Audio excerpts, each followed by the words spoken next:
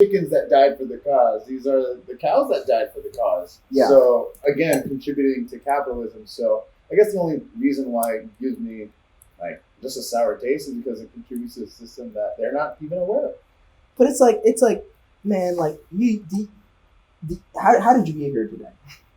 I mean, everything we do is to do with capitalism. Yeah. Everything. Sure. Everything. And that's something that we're living in a capitalistic society. So, like, I'm not one to be like, it's.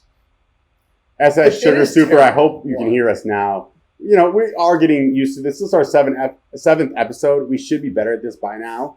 But there's still some grooming out to be while we're building this thing. So we appreciate your help. Yeah, thank you so much. Yeah. There we go. Perfect. Oh, hey, thank you, SS Super. You are super. You can hear our beautiful voices now. Really appreciate you. And you can hear our, some people would call it mindless banter. This is not mindless banter. No. This is study. This is important. This is extremely important. Like, this was high level minutia. Yeah. Because, if we're not going to have the monkeys working for us, then who else? We're not going back to black people. I'm telling you that right now. Black people are pretty pissed. We're black people are. I was listening to some guy talking about where's our reparations? Like my guy, black people aren't even past that. I'm like, dude, if you ain't past the reparations thing, I mean, my God, there's no chance in hell that they're going back to fucking picking shit. Yeah. Mexican people aren't doing that shit either. You know what I'm saying? Puerto Ricans, no. Who else? No, who else? Like we mentioned before, monkeys are taking immigrants' jobs. Yeah, they're taking immigrant jobs. It's really sad, but there's monkeys. I'm not even gonna go there. But there's some tiers to some not welfare, but what are your hobbies? What makes you happy? Ooh. Okay, I like this one. Yeah. Brandon, you're a special guest today. How about you start this off? Yeah. So, what makes me happy is one, I love to dance. Dancing is beautiful. It is such an artistic expression, but it's also connecting us to music. And I love music so much, but I wish I had that. I can interpret it and speak the music language. So I just shake my butt to it. Yeah. I feel like that's one thing that makes me go on. I also love writing. For SS Super, I do comedy. So I just love making other people laugh, even if it's at my own expense. I like that. Spreading cheer, joy, especially in a time that's so somber and grim. I feel like it's important for us as artists to really make sense and provide that sense of comfort. But you do like your sad boy comedy. I love crying. That's where I think you really get off mostly on the sad boy shit. Crying is one of my hobbies too. Okay. Yeah, I love crying. If I'm feeling something, I will even put on mascara so that way when I do cry, I can see myself be like, I feel, motherfucker. See, that shit literally makes no sense to me. Well, because I'm not someone who likes the sadness. Yeah, I was gonna ask you about that. But that's why emos are very. Would you label yourself as an emo? I would label myself as a sad girl. As a sad girl. Yes. And what is the differentiation between sad girl and emo in your head when you say I'm not emo, I'm sad girl? It's more or less just being emo is it's emotional, so it's just in tune with a lot of your emotions, and I feel like emo is somewhat what's the word I'm trying to say? It's just kind of stuck in that position, whereas as a sad girl, I sort of use it. You're fluid. Yes. Because you're not a sad guy to me. Yeah. But you like to live in your sad emotions when they come up. Absolutely. You're let's live in that. Yes. Hit it head on. It's great to go through because what are the things that throw us off in life? Grief, unexpected traumas. These are things that we don't necessarily expect until we're confronted with it. And knowing how to navigate those spaces and those emotions are really helpful in order to push it to I like that. Empathy, Yeah. So who are your influences for comedy? So my favorite comedian growing up was Wanda Sykes, and she still is. She's hilarious. Mostly women. Okay. And not to say that I don't like male comics. It's more or less a lot of male-dominated comics rely on offensive, sensational, sort of I'm not supposed to say that kind of humor. The kind of shit I like. Yeah, exactly. Yeah. It hits me the right way. Yeah. I'm that is Tim Dillon loving what he's doing right now. A crazy man. Andrew Schultz, he's one of the young come-ups that I think is awesome. Yeah. And then, when it comes to like bro comedy, Joe Rogan is the most hype, and he's created a whole new system of what comedy kind of looks like. Yeah. Bill Burr is like the grind of my gears kind of bull. Yes. He's the best grind of my gears comic probably of all time. Yeah, totally. And I just feel like a lot of them are just annoyed. I feel like a lot of comics are just annoyed. You're sick and tired, especially male white comics. Just saying. Sick and tired of this shit. Yeah. Yeah. What isn't it funny that some of like my favorite comedy is like a very like masculine guy pissed off about the world's perception of any different thing that's happening. Yeah. And I love, for some reason, I do think it's funny, like a white male masculine comic who's saying like he's oppressed. Yes. For some, that's just funny to me because I do feel that way sometimes. Don't get me wrong, it's weird. And it's like it's oppressed about like white women. It's like I can't believe this. I'm like, these motherfuckers, they're all against us, bro. That's so funny, man. That's so funny. I can see it as satire. As satire, it makes so much sense as an irony. Yeah. But in terms of, like, I feel like comedy is for the oppressive. It is for those that are oppressed to sort of really make somewhat of a statement for it. So y'all got asked. Yeah. What are your hobbies, you two? We can go on a little bit about that, but like I number of things. Like I'm the type of person who likes a lot of things generally. It sounds really stupid, but I like to have fun. But like fun guy. Yeah, I'm a fun guy. I like to hang out with friends and do stuff and go adventuring and like, I'm pretty normal. I don't really have anything specific. It's funny. All my teachers always ask me, like, they ask me the same question. So, but you're too so Brandon, how old are you? 27. See, I think you're too young to have hobbies. You're in that weird part of life. You're 24, right? 25. You're old enough to have hobbies now.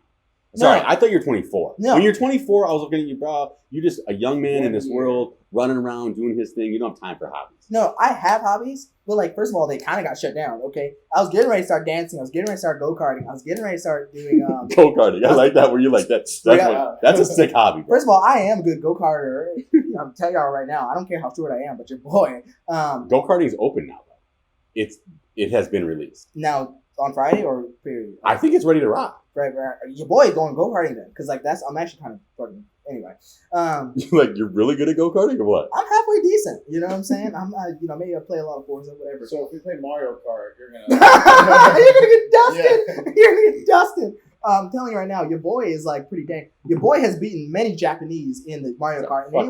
And anyone that knows Mario Kart knows that when you beat the Japanese and beat the Germans, you're king. I'm telling you right now. So you going live and play Mario Kart? Yeah, we're going live. We're gonna stream Mario Kart. Mario Kart? We're gonna stream Mario Kart later on this week. On Smart and Mouth, on the Reddit, on our Twitch, on our YouTube, by the way, too. We are going to play Mario Kart. We're going to play Legend of Zelda, and we are going to play Animal Crossing because your boy just got it. By the way, so that's right. Yo, SS Super, you opened up a monster. Yeah. So the boy, he initially came out and said, "I don't have hobbies," and then he's like, "My hobbies will dunk on your hobbies." Here are my hobbies. Bullet points. Dunk on. Saying that we can't, but every hobby that you listed, you can do. You can dance. It may not be in a club. I can dance a little bit. I can do a lot of shit. You know, can dance right now. I can be the next Steve Harvey. I can show you. See? He's twerking. You got twerking in the plate. Oh my god. Oh. This is a kids podcast. It's a kids podcast. Yeah. You don't need a club to get your twerk on. Well, dude, just saying. One of your coffee's hitting. Yeah, it's coffee's hitting. We're not drinking whiskey, I swear. So this is the Hair Razor Coffee. I think it's out of Santa Barbara. Yeah. Just hit your boy for a sponsorship. Let's go. Hit your boy.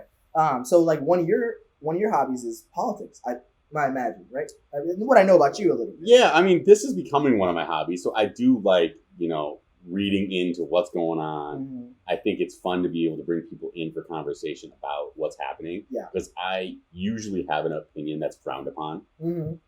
And I understand why What would that frowned upon opinion be? A straight white dude? Yeah, so straight white guy and leans conservative.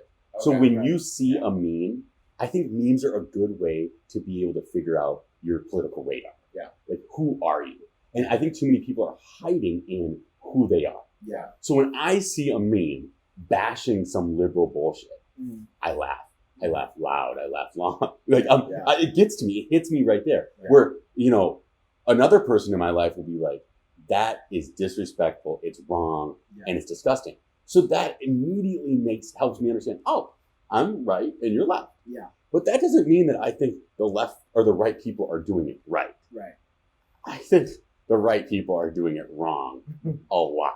Yeah. Very unempathetic bullshit stuff. So that's why, politics are my hobby because I love learning about other thoughts. And everything's gotten way too political. Yeah, everything's gotten way too political. And I love following like everyone, like people from all different sides because you really get different perspectives. Yeah. But I think both sides are effing ridiculous with many things, especially like now. I would consider myself being raised in a left-leaning household, for many reasons. But also, I think they're fucking idiots because I know people that are like full left and they're just like, no, like. I can't even say it. Like, we're not like we're too young to get canceled, but. Yeah, no, we're too young to get canceled. We got a long way to go. Speak for yourselves. Okay. Yeah. I mean, people out there will be like, "Did you see what Kevin Hart said today?" Yeah, they're gonna be like, "Oh shit!" You're like, we're trying to go long for. This is only episode 7. Your boy's gonna be in some Disney movie one day, and he's gonna get canceled on set. You'll be like, "Yo, remember that one time you said something on what January 26th, episode 7." Yeah. So it's politics is always all really funky. But done. What the fuck even happened this week though? Like, because since like Joe Biden got like elected, I feel like I kind of stopped paying attention a little bit. Like it's just kind of like cities been going. I love it though. We can take a breather. Yeah. Like I haven't really been thinking about it. I don't know. Yeah, it's one of those things where the boogeyman has left the room, in a sense. Yeah. Joe Biden is doing what people hoped he would, right? All of his executive orders, or he says all the stuff that his base hoped he said. Yeah. The interesting thing about a left president relative to a right president is I think they're a little less checked. It's more like golf clapping, sidelines, like you're doing your thing. Thank you for saying it. That's why it's kind of smart to do it that way. Assuming you're all Americans. Yes. Well, I'm mixed. I'm Norwegian Swede. What? Well, I mean, shit, in that case, I'm Nigerian, Ethiopian. Let me just pull up my ancestry. Technically. I'm 64% Guatemalan. Yeah, I'm also imperialized from the Spanish, so I got a little bit of that. My grandpas are from the South, so you know what that means. Yeah. But I'm American. Yeah, for sure. I am a product of the United States, yes. Even though it does come with the conflicting sort of Latino identity of being first generation too. Because my parents crossed the border. Yeah. Okay, nice. Yeah. I have a question. Just I feel like now because of to be honest, like our last administration, speaking of political, I feel like the American is the new the perception to the world as like the new Chinese, meaning that we used to say like, oh, if you think of like, oh, that table is from China. Oh, it's cheap. It's gonna break soon or whatever. I feel like if everyone's perception of America is almost similar. I feel like it's like they're American or they're weak or they're weird or they're triggered or they're something like very negative annotations on it when someone says you are American. I feel like the way the world would perceive America is the way like we would see Trump supporters. It's like you're a Trump supporter. Yeah. Oh, you're American. Because they say we're the Texans of the world. Yeah. I came to a kind of a epiphany last week when it comes to what is American. Yeah. It's competitive as shit. Absolutely. And so that's every single person left and right is fucking so competitive. And it's based off of just somewhat not self-righteousness, but like individualism. Mm-hmm. It's like we want to be on top, and that's what we're sort of fed from a young age, that the American dream is what you want to chase. And the one thing the right gets completely wrong, but they actually have it embedded in their soul, but they avoid it a little bit in real conversation, is the fact that when you are an American, your whole family's identity is really based on where you're from. Are you from Norway? Are you from Sweden? Italy. So John Stead came from my family. It was 6 generations ago. And he was the guy that showed up, right? He was the guy that took that boat ride where they didn't even know where they really were going and was like, I'm floating this way for a better life for me and mine, right? Same way your parents were like, we're going to start walking this way for me and mine. Yeah. And that, what's cool about your story is it's so close to you, right? Yeah. You know the people that made that journey. Yeah. And that will be embedded in your family's life forever. Yeah, that story will always be told. Brandon's story will be told in generations because you're going to be that family member that they're like, yo, Brandon put us on the map. Yeah. You know, he was the guy who was like outspoken. He did his own damn thing. He was himself. He did that for our family. Yeah. And so that will be, your story will be a story for your family for generations, right? And it will be celebrated. Mm-hmm. And so the right lies to themselves a little bit when they're telling other people not to celebrate those identities. Yeah. Of course they're right if they jumped over Trump's wall and got here.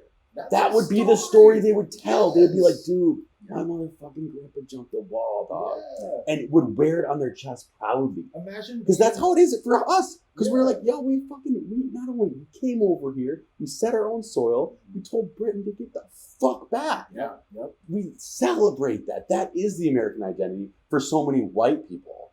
Because that was the journey here. Yeah. And so there will be a new type of identity probably for Latinos where it's like, it's one, we jumped over this freaking wall or we walked through this border and we fought through it. Yeah. And then we also pushed back on this resistance to say, we are here, you need to back off. Yeah. And it's not like you can kick US out like we kick the Britons out because we're also an organization, a family that was supposed to celebrate that identity. It's the dopest identity. So I don't know why they're right. I get the law part of it, but as far as the like backroom talks, we like, dude, we love anybody who's willing to get here because that's the whole point. Yeah. But that's my political rant. So you can't tell I care about that stuff. Yeah. No, I do not have my Norwegian citizenship. I was just bullshitting with you, telling I'm a mixed Norwegian Swede. But so I like to say, skip leg day. Excuse me. You can't even see our legs. What are you talking about? Do I need to show you my ass? Dude, it's because you're twerking, bro. Yeah, and by the way, this dude really does have big legs. I got my mom's caboose. So yeah. Do a black and mild joke yet? Like in terms of coffee? Black and mild, like the cigar? Like a mild roast? Dude, this is it's not a dark roast. I think it's a blonde, but it hits. Yeah. Speaking of blondes, we're talking about JoJo Siwa, y'all. We need to figure out what the fuck is JoJo Siwa talking about? Is she gay or is she not? Because I mean, she went out and she was like, "Yo, best gay cousin ever." All this shit. No, her cousin sent that. She reposted. Oh, that wasn't even her on the picture.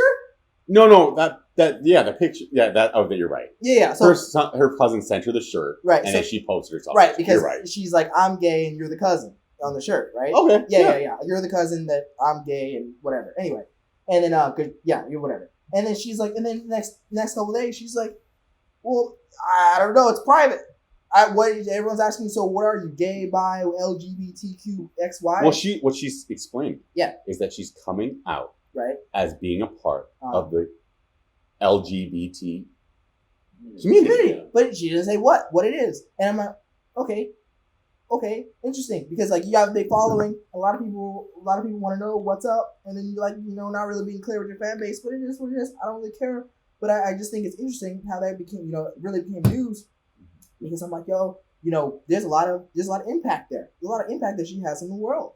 You know what I mean? I'm interested. I want to know. From my perspective, it came out of she seemed to want to make this happen. Yeah, she's like, right? I want. And so she is who she is, and she can be who she is, and she can say what she wants to say. Right. It's a person. You can do whatever the fuck you want. Right. But when you do open yourself up to that, I do see where this criticism is going. Yeah. However, I do feel like I'm one of those people where I'm like, I wouldn't really care. Yeah. But now that she makes it a bigger thing, is it society that makes it a big thing, or does she make it a big thing? Good question. I feel like it's society. You think it's society that just blows it up? Because I do feel with her coming out, it's not exactly like I feel like there's a lot of pressure between people to just sort of see themselves in her, in terms of queerness, in terms of identity, but everyone's sexuality is their own business. Yeah. I do feel as if like her quote unquote coming out is more or less like a criticism on one, what it means to not be straight. I think that's the main discussion. Yeah. She was coming out as not straight because a lot of societal scripts are somewhat given to you, especially as an entertainer, especially someone that has a fan base. Like, I feel like there are a lot of pressures for someone to sort of appease to hegemonic norms in terms of like her artistry.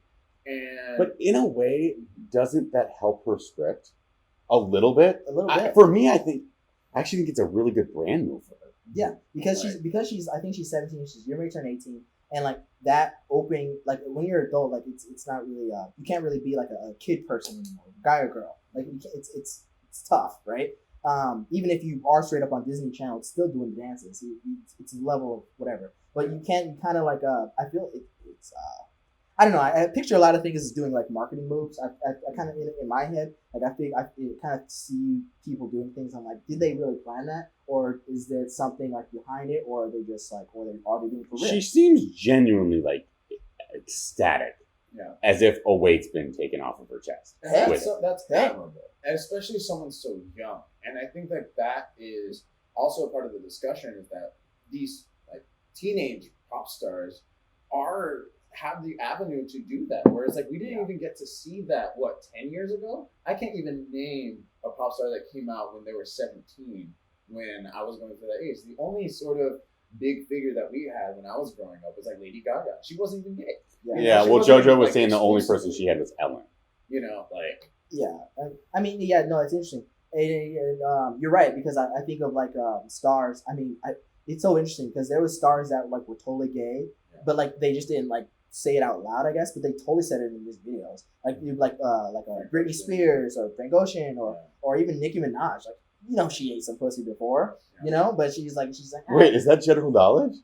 Yeah, she said it in her music. Like she like the way she like. Oh, I thought she says it because that's fun to say. No, I mean, so sort of, right? Let's talk about that, right? Because like there's a certain level of like, you know, your producers, your music producers, like, yo, talk about this, talk about that. This is a hot topic. This is sexy, or a lot of people will appeal to that. A lot of people will buy into you want to eat pussy and you know, being a girl, hot girl, whatever. But again, I'm always thinking also too that especially when you come into like bringing producers in, and a lot of people are looking at your music, so that way people can profit off of it. A lot of it is somewhat generated toward the male gaze, and the male gaze sort of craves on the idea of a woman eating another woman out. Like, do y'all watch lesbian porn?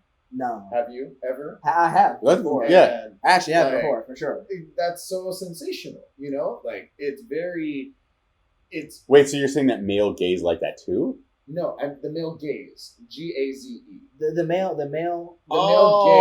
Sorry, my bad. No. I think you're talking about the male gaze. I'm like, wait, so the male gaze? Male gaze, like girls eating. That's what I was so confused about. I was sitting here going, wait, like this is like a subculture I do not know about. Yeah, I was like, holy shit. That's the male gaze. The male gaze. It's like next level shit. The male gaze vision of society. Essentially, the male gaze, what it is that it sort of sexualizes women as objects for men to somewhat, to put it explicitly, like orgasm to them, to come to them, to somewhat appease the man. You know, that's what it is. I can be completely honest with you. Yeah, we are live right now. Yes, we are. Bodybuilding life. We are live. There is something weird about heterosexual dude, or I can't speak for all heterosexual dudes. I can only speak for myself. When you hear about a girl that's a lesbian, you go, well, that doesn't get in my way. Like, you're like, that sounds cool. Yeah, you're like, and I don't know if that's like toxic masculinity or what that is, or however you want to define it. But in reality, dudes are like, cool. Yeah, that sounds great. And I'll turn it around. Because I have a lot of lesbian friends. I am what you call a lesbro. So I have more lesbian friends than I do like gay man friends. Okay. And like, even though that can be somewhat digested, a lot of the time it's like, well, they're sort of questioning the authenticity of their sexuality because it's like something doesn't make sense. Men are. Yes. And a lot of men... Dude, I 100% agree with you. Yeah, and I feel like a lot of men sort of see it as a conquest or a challenge. You're absolutely right. Defy it. And that, again, is sort of just imbuing women's sexuality in terms of patriarchy and what it means to a man. Sure, I think that's why a lot of like lesbian women are very turned off by heterosexual men. Yeah. In that sense, Absolutely. because they go, "Ooh, nice," and like pat them on the back as if good for you, but give me a chance tonight. Yeah. It's almost like I'm pissed. they're lesbians for men. I'm just like, no. They're Bro. doing that for themselves. Bro, let me tell Yeah, you. guys aren't getting let into that circle. No, let me tell you how much you're right, because I'm gonna tell you something. Let's just say I have a family member who's gay, and then she invited me to her birthday to a gay club. Never been to one before in my life, but this wasn't a gay club. This was like some other next level shit. Like they were like, Define it. Let's see. they were Define showing next level, because that might be elementary. no. This is next level that's shit. cute. It was somewhere. You're like, yeah, And it was some motherfucker. club, and like the dudes were like pretty much damn near naked, and like on the TVs, Cute. they were showing like dude fucking each other like Wait, on Pornhub, fucking basically. each other. Fucking each other That's like called a, Pornhub That's a style. Monday night. no way. This wasn't blocked. It wasn't anything. They were like fuck like Dude, there's a club like that in San Francisco, but it's a straight club, and they have like straight porn on. No, it wasn't straight porn. It was gay porn. It was gay porn on the TV, and like straight Cozy up, Car, San Francisco, straight up porn on the walls. dude. Video. That's Hold on, let me everywhere finish. that you go in West Hollywood. So like anyway, they're showing gay porn on the TVs, on all the gay TV. I'm talking the grooms and everything. And I'm like, Jesus Christ. It's not that bad. And I was thinking to myself, so my sister, she had lesbian friends. Were And I you was like, offended, or like how'd you feel? I didn't expect it. She didn't tell me anything. You know what I'm saying? I'll be honest. Yeah, it was You're a just little thrown weird. off. You know, I was looking at it like, what the fuck is that? I never even seen some shit like that before in my life. Okay. So this is what And gay then- porn is like. There's a couple things. There's a couple things to it, and I'm gonna get to that in a second. Just saying. And then she had two lesbian friends, and the lesbian friend said, "We're gonna go to a lesbian club." And I said, "Can I go with you, please?" Like you think that's cool? Because I'm like, is it the same thing, like in reverse? Like, are they showing like lesbian porn on the TV, and there's a bunch of girls there walking around naked? Let Oh, me so in. you're like, take me to Disneyland. I was like, take me in, and they're like, no, you cannot come in, no. But like, straight guys can come in, girls can come into this gay club. Anyone can come into this gay club, but I can't go into the lesbian club. Why is that? That's discrimination. No, what it is actually, it's like I'm a providing that space for women to actually be with each other so they can enjoy their attraction without having the possibility of a man to somewhat disrupt that. Then what about the guys? Why are there women there? If the lesbians are lesbians, the men don't even need to be there. They're not going to be attracted to the dude. Then why are the girls at the gay They're club? keeping a creep like you out, bro. No, You're probably in a creepy mood. You're like, dude, the lesbian. but yeah, I that, wanna be like, on. Exactly. It was your face that got you kicked out. straight girls. If you were like, hey, like that sounds so sweet, I would Wow. love to join you. that would But sound you were great. probably like, I was like, no. I was like, get me the fuck out of here. Let me roll into that lesbian club right now. That's what I said. Yeah, and your energy was too up. Oh no, because I was like, yeah, it was like Uno card, like other way, let's go. And Because and- even like I'm telling you, even I have lesbian a lot of my crew are lesbians. Yeah. Sometimes I won't even go to lesbian nights because I know that that's that space for them. They don't have to feel, because some of them may not know me. I know I appear masculine and straight passing, so that can be somewhat threatening. Man, for I people always that are trying to just sort of enjoy and have fun. I've always wished that straight clubs were as open as gay clubs. as gay clubs. Holy oh my shit. god, like that would have been the opening door to most things. Gay like, clubs know how to freaking party. like more drinks, extra shots, and we're showing porn on the TVs. People Like, are getting down. It's fun. bro, then there's people fucking on the sidewall this way, that way, and they let it go. They like straight clubs are always like, no, you can't go in the bathroom with her. No, you can't give extra more drinks. No, you got to pay $12 for that. Like it's crazy. I don't give I a know. shit. I hate it. Like You're going limiting to us. straight clubs and being like, I have to pay, whereas like girls can just get in for free. I'm just like, no, everyone should pay. That's what I'm Every saying. single person should pay to Discrimination. get to this club. Discrimination. No. A balance of women matters in a club. It does matter. There is way too many men that are just on the sideline. When I'm I, okay with that. so, but yeah, but a heterosexual club to me always feels like a game of double dutch, and so it's a bunch of guys on the sideline waiting for the rope to come around where they feel like they can jump in to the fun. It doesn't matter if it's a boring just sports bar or if it's a fun dance club. Yeah. There's just the guys waiting for the double dutch. You're like, oh, there's that cute girl. Again, with straight clubs, I feel like there's just this sort of social script to it. That whereas I love going to gay bars and just concerts and stuff like that, especially with queer artists, because it's somewhat unhinged. You know, if we're it's out of control. Be oppressed when we're having fun. We're gonna be having fun. Have you ever been to a gay club that was more in control? What do you mean? Like most when no. I'm kidding. No. But you know what I mean? A little bit. Control. Just like when I guess that's an interesting concept, right? Yeah. Of what control looks like to me. Yeah. Right. But usually when I walk into a gay club, music way up. Yeah. Dancing is obviously central focus. Yes. Yeah. Dress attire is optional. Yes, it's from. Dude. There's no sense of like, because I feel like with dress code that has a lot to do with sexism. Like, it has but guys can't sure. take off their shirt at heterosexual clubs. No, not at all. But at gay clubs, dude, you can be in your fucking boxers. Yeah. Getting it down. Yeah. And fun. everyone goes, that's cool. Woo, woo. But at a heterosexual club, they don't let that happen. They'll kick you out. Boring. That's boring as fuck. That's what I'm saying. So there's a couple things that are happening here. So first of all, am I the only one that smells discrimination? And number two is no. And number two is are the people that own clubs oppressing straight people? You know, because straight up, because they're pressing us. They're pressing us. They're not letting us party to our full potential. Okay, let's bring this back. They're not letting us party to our full potential because they know what gay clubs do. That's the responsibility of the straight owners of the straight club. That's what I'm saying. I'm mad at them. I'm pissed at them. The owners of the clubs. Yeah. He's not coming at the gay club owners. He's saying fuck the straight club owners. I'm coming at the straight club owners who are not learning shit all this time. They didn't fucking study anything. They're still back in the 2003s. Dude, fight your fight, Cam. Fight your fight. That's what I'm saying. So like, first of all, we want porn on the screens. We want us to be able to no dress codes, be able to dress, get naked, whatever the fuck we want. We want cum stains everywhere, you know, and vaginal stains, whatever you want to do. And we want all the smells, everything in there, for both sides. We want equality. That's what we want. Create it. Dude, why can't it just be? We created it. I wasn't asking for all what you asked. Man. Hey, we created that space for us, and it's fun. Yeah. And I think y'all need to do the same thing if that's what you really want. And I know a lot of straight people that do want that because there is that sort of because the Abbey is 50-50.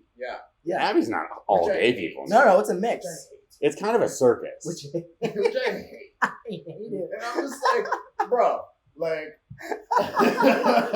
what the fuck is bro? In order for you to like understand that this is not your space, you know. And I understand women coming into the space, like, and I mean straight women because they want to feel somewhat like safe because there are a lot of predators out there. Yeah. And that's not to say that doesn't happen in gay clubs. Like when you go to gay clubs, getting groped. Dude, there's gay. Is it? There's a lot of fucking predators out there too. Is that such? Oh, what up? How you doing? Good to see y'all out there. Yeah, I haven't been out, but you got to deepen your voice. Yes, Rogan. Yeah. But one of the weird dichotomies that I see is that there's in a it's I guess I don't know if it's generally like so you see a bunch of all white girl bachelor party. Yeah. There's always gay best friend in that 5 women, 1 gay best friend. Yeah. Us bros. Objects, apparently. Well, so how does I don't appreciate it. But so how does that work in that setting where sometimes I do think straight women are they're kind of doing this weird thing where like they play up this weird feminine role in their friend and it comes off as a point of liberation, saying like, oh, gay best friend, I want you to be your truest self. Yeah. So like let's do all the girly shit and I can like let you do that in your comfortable setting. Yeah.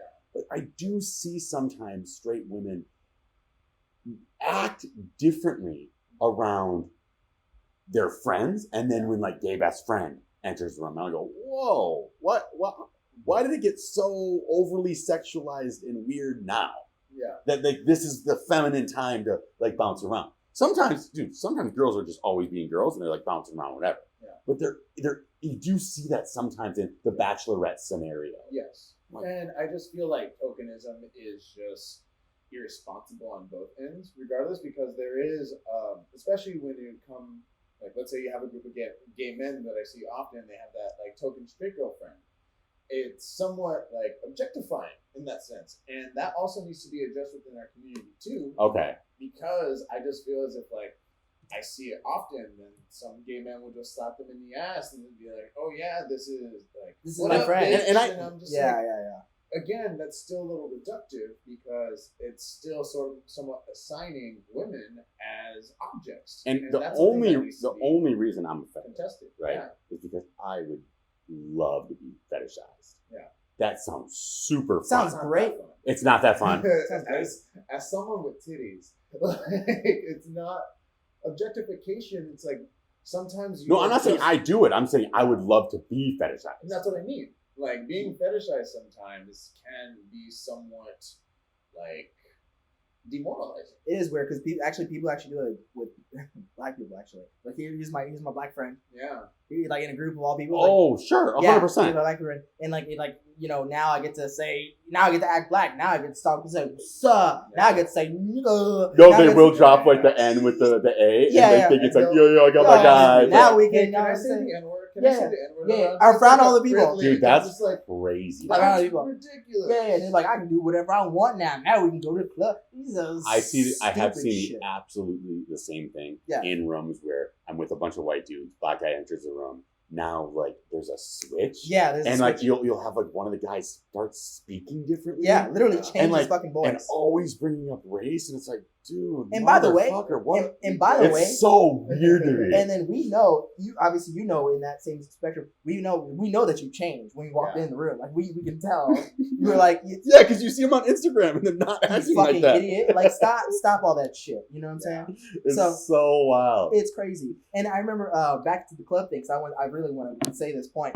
Because this one. You're not over this shit. No, I'm not over it because I will never. It's like we're ever gonna go. I will never forget it. I will never forget it, sister. You know who you are, and you brought me to this shit without warning me. So I'm gonna forever tell this story. So for life, and well, not really, but I don't really care. But there's this dude. I don't care, but I'm gonna go on a 10-minute rant. No, I'm not mad about it, but I just will always remember. I'm not mad. I'm just passionate. It's always just put in your mind. No, but like we went to this at the bar at this club. There was a bartender there and this guy, and I was talking to him about it, and I was just like, and I think he did the same thing because he knew that I was straight, right? So I was asking him a couple questions or whatever, and he was like, yeah, man, like this is the gay club, and people do all the types of shit. He's like, some people, he said this, I'll never forget it. He's like, some people come in and like, I let guys suck my dick, but I'm not gay. Yeah. He's like, it is what it is. But that's being a rock star, right? And that's just because we're more talented. Just saying. Hey man, hey, I don't just saying. I don't give a shit. But like that was the first time I ever heard something like that, and I was like, wait.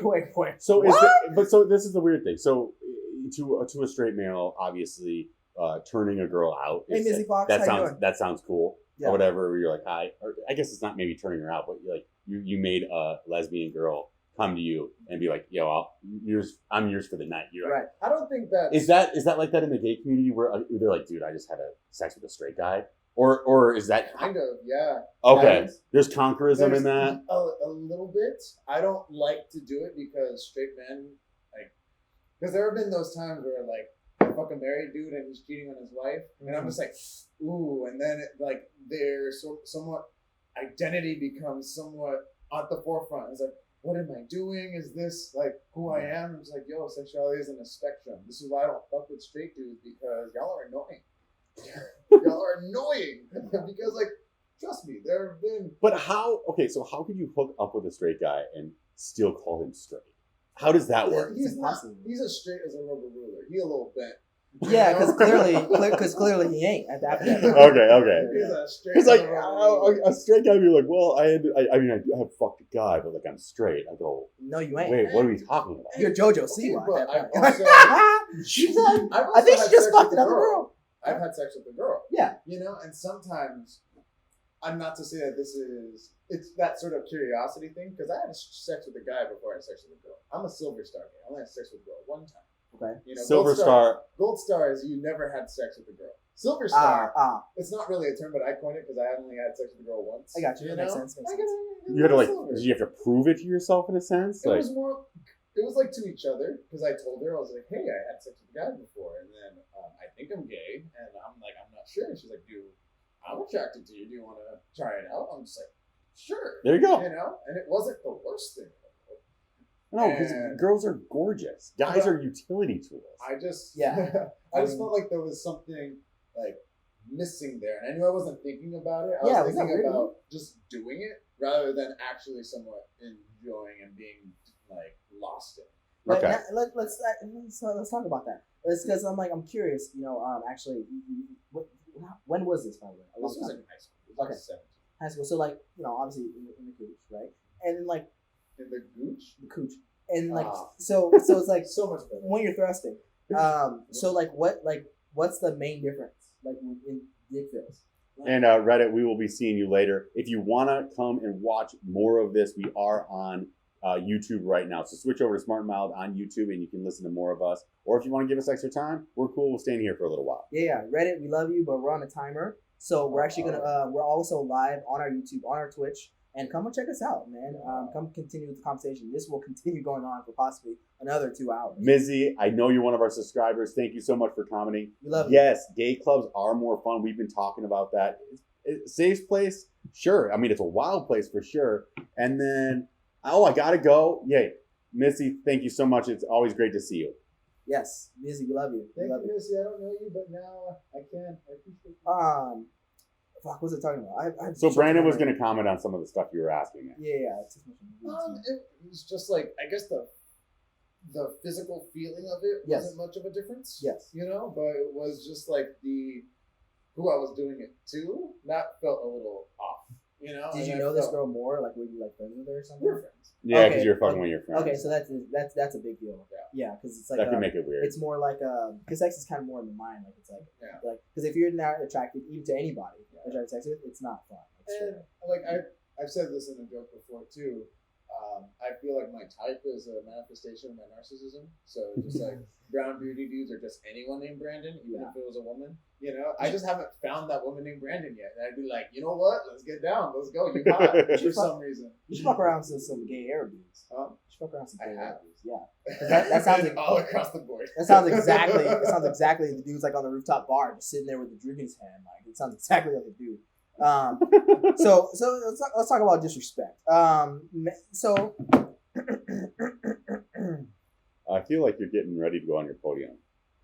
We've had to kick you off this podium already 5 times throughout the life of Smart and Mild. Yeah, my governor podium and everything. So Hear you. let's talk about this. I've been reading some comments on TikTok and Instagram Reels. And You are a TikToker. And that's Go follow him on KingCam_1. Jesus One of the Christ. greatest TikTokers on the planet with you right now. goodness gracious. Worldwide. Mr. Worldwide. So I've been reading the comments and I'm noticing something that's like because people want to talk about these issues, and what's coming up this week was how can a woman judge a man off of his height when a man cannot judge a woman off of her weight. And I'm trying to figure out, maybe we're going to get the curly-headed overlord here sometime. Yeah, we might have to have the curly-headed overlord come in at some point. Yeah. But I was thinking about that, and I was like, this makes a lot of sense. And there's videos of men asking this question to their girlfriend, and literally, basically, they couldn't answer the question. They're like, oh, well, there's some people who can't lose weight. I'm like, you want to bet? Put them on a weight loss program.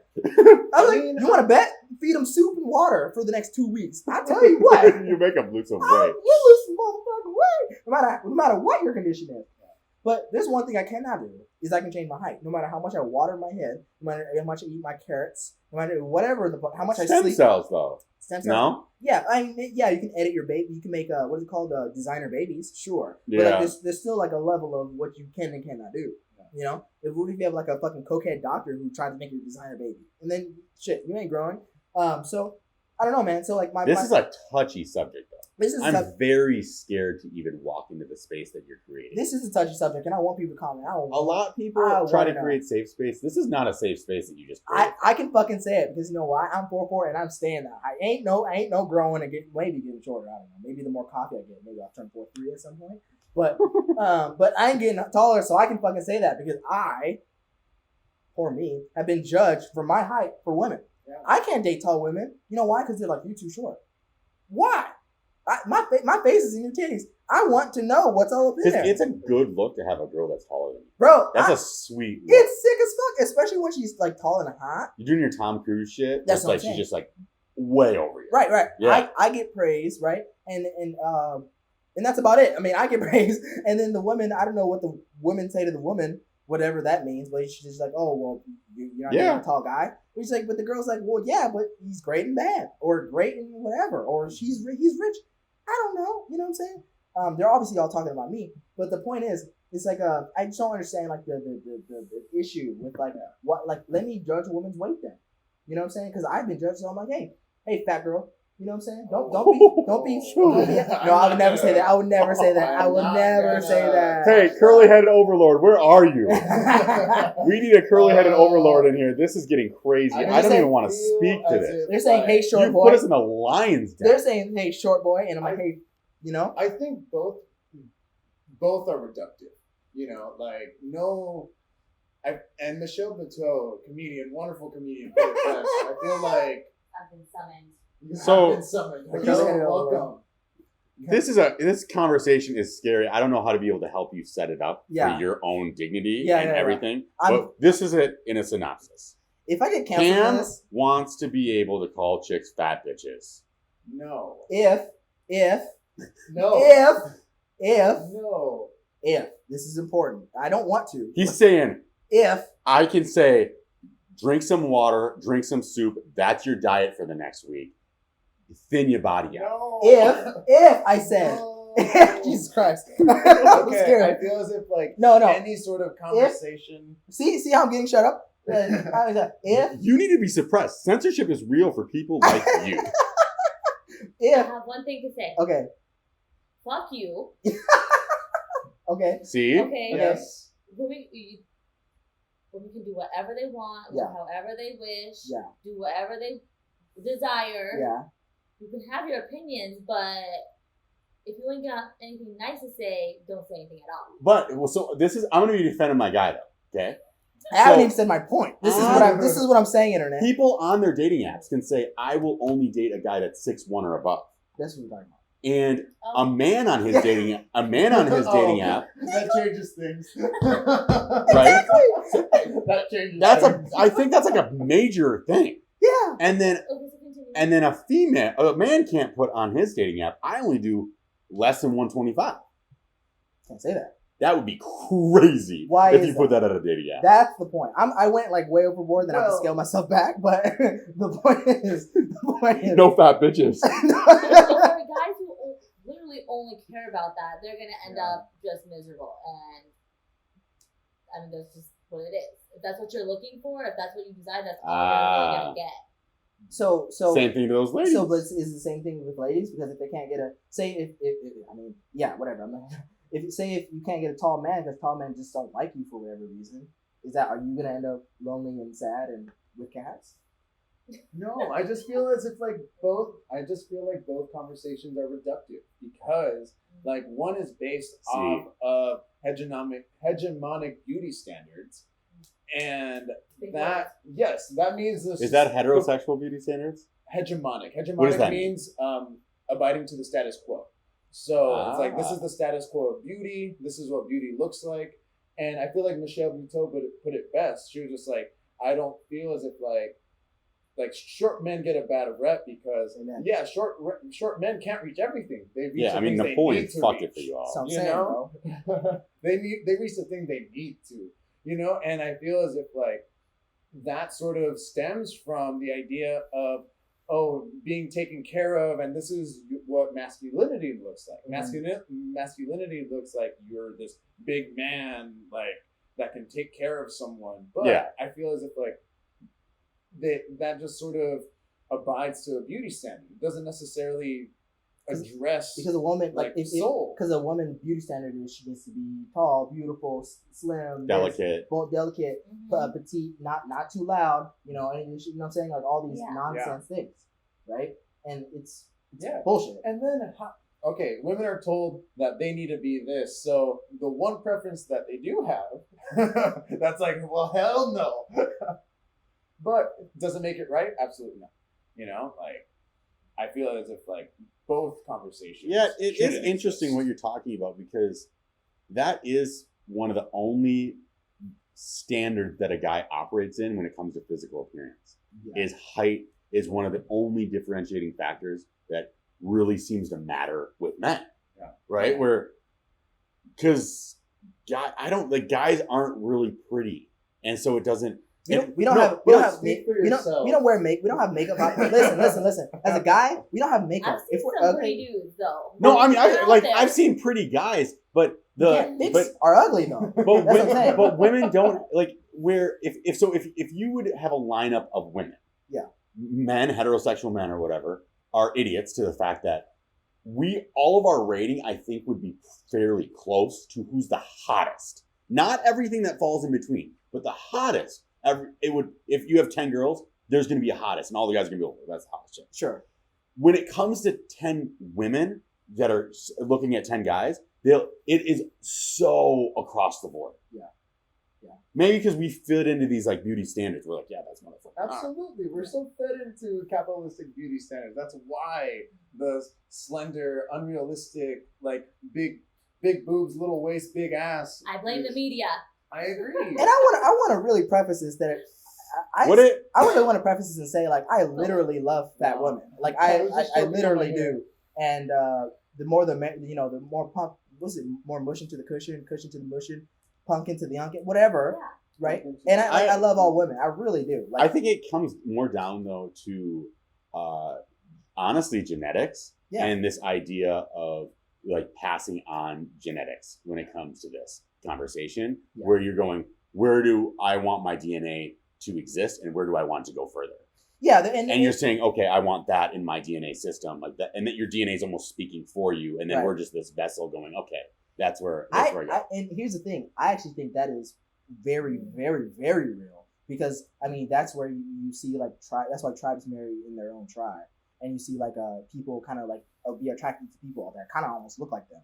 Because they see like they want, like you said, the genetics are just speaking through them, and they want like something out of it. It's like a survival of the fittest thing happening in your brain. Yeah, you just don't want to discuss it. Like quite literally, like if a white woman wants brown kids, they will be attracted to black men.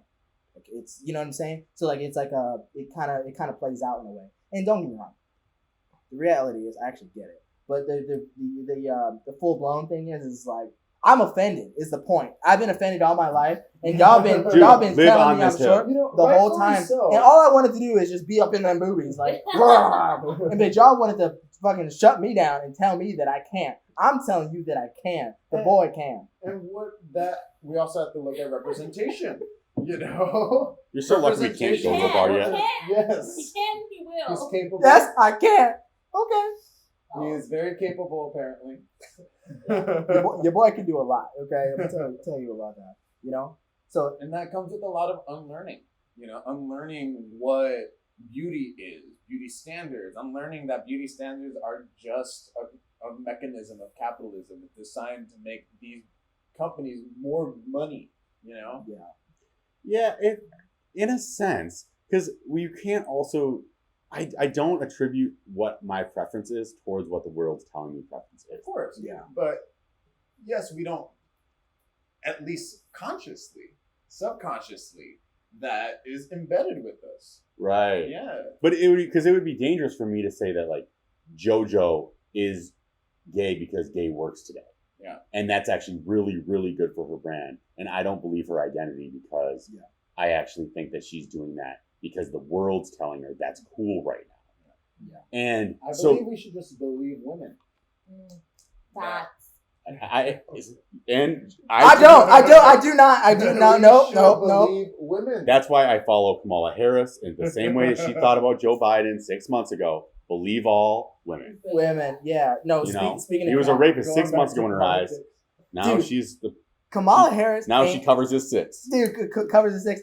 And Kamala Harris ain't doing shit. And I bet you all the racists right now are fucking pissed. Like, imagine the vice president's job is to not do anything. That's the point. Not do shit. And not only that, racists out there, I want y'all to really know something. Are racists listening? Yeah, probably, maybe. That's like half our base. Sorry about that. Yeah, no, this is half our base. But I really want y'all to know this because we're going on conservative sites really soon. We're gonna be streaming. Yeah, this is on Gab. So I want y'all to really know this. What's up, Gabbard? I'm really sorry to tell y'all. We're there to disrupt. I'm really sorry to tell y'all, but there's a black. conservatism. Hold on. Sorry. I want to tell y'all something, that there's like literally a rich black woman sitting in the White House right now with her feet up, just chilling, not doing a mother freaking thing on tax dollars, and she gets to go wherever she wants, go fly wherever she eat, whatever you want on your tax dollars, by the way. I have a question. That sucks. Are you watching her everywhere? Do you have surveillance? I was about do you to say. see this? That she's just in Is the this back? like the What- Kardashians what- but for what is- Kamala Harris? You know? What is the vice president doing right now? We don't know. That's her I'm job. sure she's doing something. The vice president, just like Pence, you go in, you cover their six. Right. So you go on the other plane Mm-hmm. and you handshake and Airport kiss the two. babies that they can't kiss. Right. And then you make your base settle down. But So- do you so- really believe that Biden has like all of this in his No. perspective? I No. feel like It's seen Biden's team for But- sure. Have you all seen her though before, like in congressional meetings on the? Oh, Senate she goes floor? in. No, she's goes smart. in. No, she's She like brilliant. does her research. She asks the right questions, Yeah. and she, I don't know. I've seen that side of her, so Yo, don't be I think that stoned. will carry in with the more power she has. No, she's brilliant, and I really want to preface this. Like, she's dope and everything, but like, what does the vice president do? That's what I'm saying. And I'm just telling racists that like literally like there's more reason to be pissed off. we need E News or E to go in there.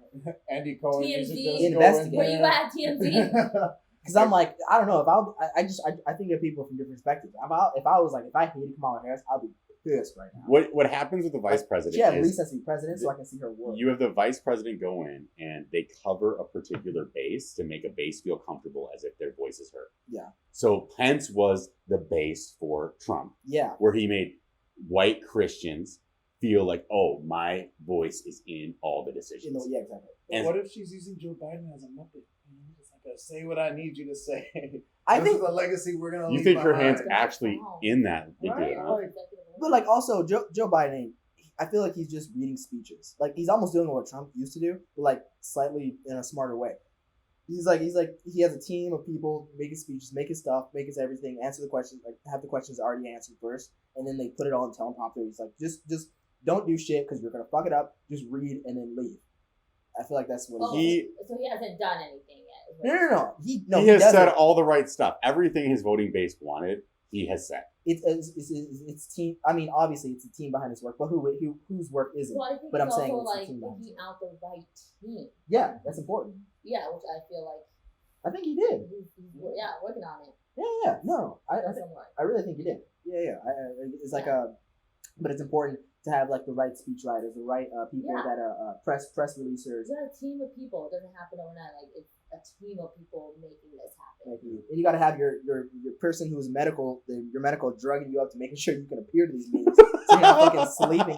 I really think that Joe Biden, like he was. I thought this dude was on his way to death, and then he came back to life, and like now he's somehow president. But they do that. There's a secret serum That's that what I'm keeps saying. them living. And that they do this for everybody. They just like they have it in there. Yeah. The They're best. getting top notch like doctors at their Yeah. service. Yeah. So, Yeah. That's also really surprised that like Trump like even lived this long. Warren Buffett like All still those eats. McDonald's. Yeah. he ate. Yeah, It's a Warren, secret serum. Yeah, Warren Buffett eats fucking McDonald's every day. Like, if my grandpa ate McDonald's Serum. every day, like, dude, my grandpa, like, I'll be like, I'm not gonna go there. But I'm just saying, like, told that's me just that bad. Donald Trump ate a baby, I would not be surprised. I'd be like, you know what? Yeah, the blood of the youth is what's Well, keeping that's you what. alive. I mean, that's what's actually in- what saved him from COVID. Right? I know. I mean, that's well, what's and in he the bought it vaccine. from Planned Parenthood. That's what's in the vaccine, bro. That's what everybody's getting. They're getting all the baby serum. You know what I'm saying?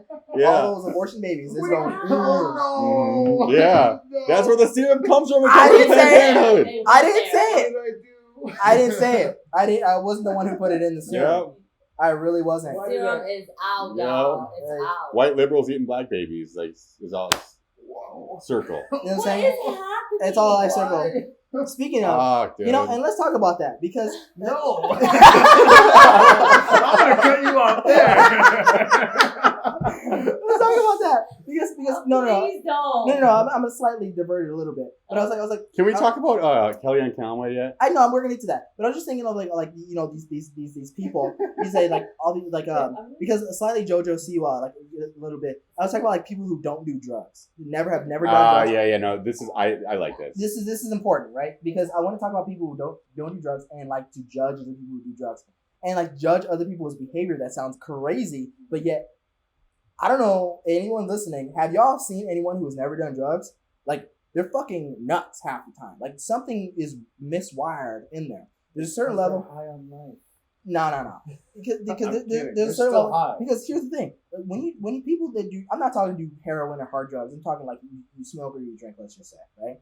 And you come home and you use it to decompress to a certain level, right? Okay. And use it to like take away or stop thinking about whatever thoughts that you might have or whatever, or help you sleep or whatever it is. This is a PSA. Cam loves drugs. Yeah. No. Well. Anyway. Whoever's listening that's might recruit me or something, I swear I don't. I'm a drug freak. So as someone that loves drugs, I'll out myself as a drug lover. This guy. So recreation and moderation. So think about it. These people that don't do drugs and don't work out on top of that. Like, okay, so they always get caught having sex with underage people. That's what I'm saying. People that don't do drugs and don't work out, like I feel like working out is a drug in a way. So like that's one way to decompress. But if you can't do any of that, how do you come home every single day constantly from like stress and then you just build up? And you're just and you're specifically just talking about no weed, no wine. Yeah, no. That's weed, no kind wine. of what you're talking. You're not talking about the explosive drug. You're talking if you're a person that's no weed, no wine. Yeah. Which that's actually who I am right now. Right now. So you're kind of coming at me. Yeah, and you might be going a little crazy. I'm just saying, like all right. No, but like over time, like years and years of just like collecting all this stress and like not doing anything about it, and then just like letting it just like get inside of your body. Oh, dude, but wait. has a different way of decompressing. Different for everyone. And then over time, you just like come out as like you just become so weird. And then like you're saying things that just don't make sense. You're like forgetting things, and you're like, how do you not do drugs? And like someone who's high is looking at you like, what the F is wrong with you? I do feel as if like in terms of drug use and that sort of expression, it has a lot to do with repression. And like maybe some fears, especially those that like imagine a pedophile getting drunk and admitting that they're a pedophile. But imagine a pedophile not getting drunk and just holding all that in. Like that's like what does that terrible. happen to you over time? That's terrible. What's that? Like mental health is real. That's what I'm saying. I'd rather a pedophile like get it in, go to jail and say fuck off. But then like if he just holds it in for years and years and years, then it's just like it's weirder and weirder. Yeah, I don't know, man. If you are no weed, no wine your entire life, it gets a little dicey, right? Yeah, like you gotta try it. I'm just saying, like. Yeah, I mean, am I the only one that sees this? Everyone has their own outlet, though. Yeah. It's gonna look different for some people. Some people love to go on like crazy trips and do skydiving, and maybe that's like their outlet, and they don't do. That's fine. Drugs. That's fine. Like those type of. I think those are drugs in a way. Like with the skydiving, like I said, exercising. Like someone dopamine. Like if you're like bike riding, like I think that if you're not gonna do drugs, do that. Right, but I'm saying people that don't even do that, and it's all like just soaking in. Like for instance, when I was in high school, or basically me growing up in life, I had no choice but to do sports because I couldn't just come home after fucking school just to do more work and listen to my parents just fucking yell at me for no reason, and just like and then go to school the next day and then come home and just like I got someone to do more work and then they're just like and then they're like do my work and then I gotta go to school the next day. Fuck no, I need to go to wrestle. I need to go like fuck some people up and then come home and then crack coffee, y'all. Woo! At least I'm chilling. $14.99. This is Hair Razor Coffee. It's out of Santa Barbara, I believe, right? Thank you for the sponsorship. Really excited about it. It's gotten Cam canceled. But getting back to this drug conversation, I do feel as if let's look at coffee. Coffee is a drug. Yeah, coffee is a big drug. It is. And anything that sort of releases dopamine in an unhealthy amount, in any sort of amount, can be unhealthy. Yeah, like that means reading the news, being woke. We don't even read news articles anymore. We ingest them. They become a part of us. Why do you think? And this is one of my new jokes. It's like, Why do you think we call it Vice News and not only on occasion news? You know, it's habitual. Yeah. We make it a habit. So reading the news and being woke could be a drug. It's a huge drug that people are using right now. Right now, yeah. People are going in on the news. And I feel like I guess the term drugs we're using is like slightly going outside of yourself a little bit. Yeah. Like a version of yourself. Like I said, going on those adventures, go working out or ingesting the news or dancing and going deep dancing or going deep inside. Dancing is a workout, I believe. It's a workout and it's a drug. Trust me. Yeah, no, I agree. I laid it. I agree. And going imagine, like I said, imagine going in the news and constantly being a news addict and like never doing any of those things and just being suppressed. Yeah, that's what I'm saying. Those people go fucking crazy all the time. It's repression. It is repression incarnate, and then when it comes out, it can come out in scary ways. Yeah, and that's like anger. Like, and this is real. Like in the true story, like people come out like with anger, fucking coming out with it on their kids. Like their neighbors, for God's sake. Health problems. Karens, for God's sake. Like, come on now. Because there is a weird thing where, for example, with me, weed doesn't work for me. Yeah. And even alcohol to a point, I think it's gotten to a place where I'm like, it doesn't really work for me the way it did in college. Mm-hmm. It's just not as fun anymore. It's more of, it became a little bit more of a routine than it was actually a celebration. Yeah. Right? But you're using this avenue to get out. But in a weird way, just going through that process goes, okay, there's a little bit of self-reflection in that.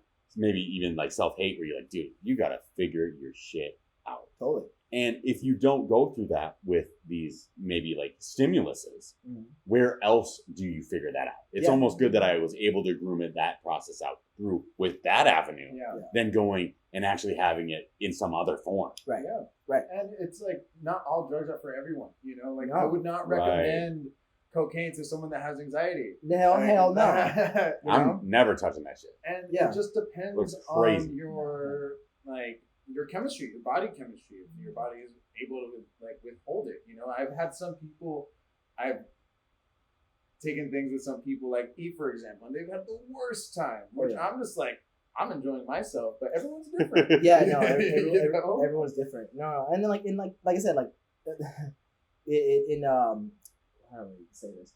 Because I don't do drugs, everyone. I use other avenues to like express myself, like this podcast or working out, because I do work out. Look at this sexy body, right? You know, like do all these things. Actually, I'm still working on it, but all these things that like are allow me to use other avenues of like focus, where I'm like not thinking about other things. Go-karting is actually one of my favorite things. Literally, do you hype yourself up too much with a go-kart? Bro, I am nice with the go-karts, my guy. Like you have to see. I'm not even gonna stress about it. Like, cause we have to play some Mario Kart to just get your fill. I have Mario Kart. It's over here. He brought it today. I literally brought Mario Kart. I have it. Right? Perfect. You want to get? You want to get CC? Let's go. You know what? Let's go 150. Let's go 150. Oh, I'm like, no, go. 200 is a little worrying for me. But yeah, just saying. So, I guess what we're trying to say is, for the people out there, and us listening here, is like, I mean, shit. Find it if you're not doing anything. Find an avenue to where be able to express yourself. Whether that be something that makes you sweat, something that makes you focus, and something that makes you just not think about the shit that's going on. Because everything in moderation, and everything in moderation too. Because first of all, that's very important to like your mental health straight up, and that's important to like literally the people around you, in my opinion, because you're able to share hobbies with others. And other people are able to interact with you in that hobby, and that helps the community out. So I'm just basically what I'm trying to say is like, guys, like if you ain't got a hobby, just go get one. I mean, I like how you cleaned that up at the end, but I really heard that was a PSA for drug use. And the whole time I was like, yeah, but Cam's just trying to say like, smoke your weed, drink your wine. If is snorting cocaine, I mean, do it once in a while, but but if you like to smoke smoke cocaine, that's called crack, buddy. You can't. Yeah, it's okay. No. If you like to smoke weed and not hate your kids, then great. Okay? Depends on your level of responsibility, what responsibilities you do have.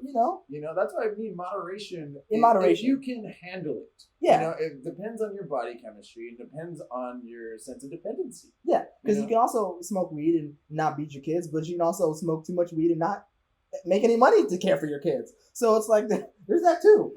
Wow, the balance of act is either being broke or beating your kids. Be careful with the weed pens. Yeah, no. I think make sure you don't get the cracked out weed pens because you will beat your kids and not make money at the same time. Yeah, the wrong weed pen. You'll be eating your kids. You'll be eating your kids. You'd be like, that kid looks like a meal. Wow. So speaking of hot topics. So guys, this is Smart and Mild. So today we have all four of the crew. We have Ela, the curly-headed overlord. Oh my God, we've never said your name in this. Oh my God, how dare I? That's not her name. Her name is the curly-headed overlord is with us. Brandon J. Leonardo. Brandon J. Leonardo. King Cam is your boy, and I'm LJ Stead. This is Smart and Mild. Go smash that like button or that subscribe button. Both of them. On YouTube. Yeah. Smash it. Pound it. Pound it. Go at it. Bop it. All consensual. We have some huge announcements this week. Yeah. We're on Spotify. Oh my God, guys, we are on fucking Spotify. Just approved for Apple Podcasts today. Yeah. We official. And coming soon to you, we got a merch drop that's happened as you're speaking. I'm speaking, we're here. We got merch on the site. Go get yourself a smart hat. When you're feeling smart, you better be wearing your smart hat. Yes, sir. The most mild people in the world are wearing smart hats, thinking they're smart, just to tell the world that you are. And then we got some really good hot sauce merch. So when you're spitting that right game, when you're feeling smart with that smart cap, you got your hot sauce shirt on. You know what I'm saying? Wait, is it actual hot sauce?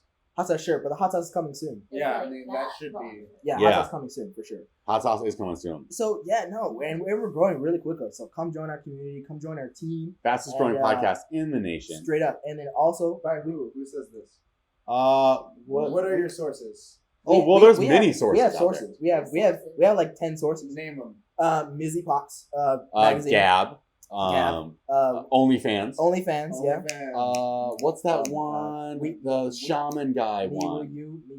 That one. Sure. And then we did get taken down with that one app. Because they stormed the Capitol, they took us off that one app. Oh yeah, that's right. Shoot. Yeah, that other one. That was where we were. Parlor. We were so big on Parlor. Yeah, we're huge. Which really sucked. Parlor magazine, everything. I mean, we were huge on Parlor. Something you want to brag about. No. I don't mean to brag. So no, we are growing pretty quickly, and we want you guys to join us. Subscribe, check us out. We're really having a good time over here. Hot topics. So, let's. No. Go pee. I don't intend to. Perfect, because I'm gonna get more coffee. If you want to get more popular, I will be here. Just saying. No, it's perfect. I was going to talk about sports, so it's perfect. Oh, beautiful. Yeah, exactly. So no. You're still. I need a little more coffee. You set up the intro. I'll listen. So actually, there's one. You know what? Perfect. I'm so glad you're here. So perfect. We're not here to talk about sports. No. We're gonna talk about women. So let's talk about it because I have an issue. Okay, an issue with women, and this is not you. Obviously, you're nice, and curly-headed overlord. But I do have an issue with women in the past that how could I say it? Don't listen. Definitely don't listen. You mean women that are in your past that are still trying to talk to you? No. Like say you're in a relationship, right? And you're talking, and like say you're in like a mid argument, like kind of some kind of heated argument. Okay. And one issue I come across, a lot of men come issues that men come across, is women, certain women tend not to listen to the words that are coming out, but more the tone, and reply back with the tone rather than the words that are being said. And I'm realizing this. I want to put this out there because I feel like this is not really discussed very often. And like my frustration with the people that I've been with is like, hey, like, in a heat of the moment, we're not like, I get it. Like there's a certain level which I get, like you can't make a certain tone or whatever with your girl. But also it's like, in the heat of the moment, you're angry about something. You want to make a point, and what that does is cause like friction, frustration, and like when you make a tone, then your girl makes a tone back with you, which is typically louder, and then it kind of goes and escalates. But then we're also not listening to each other or what we're actually saying, and that can be frustrating because you're not listening now, I'm not listening now, you're not listening now, I'm not listening, and fuck you, fuck you, fuck you, fuck you, fuck you. And I think there's like something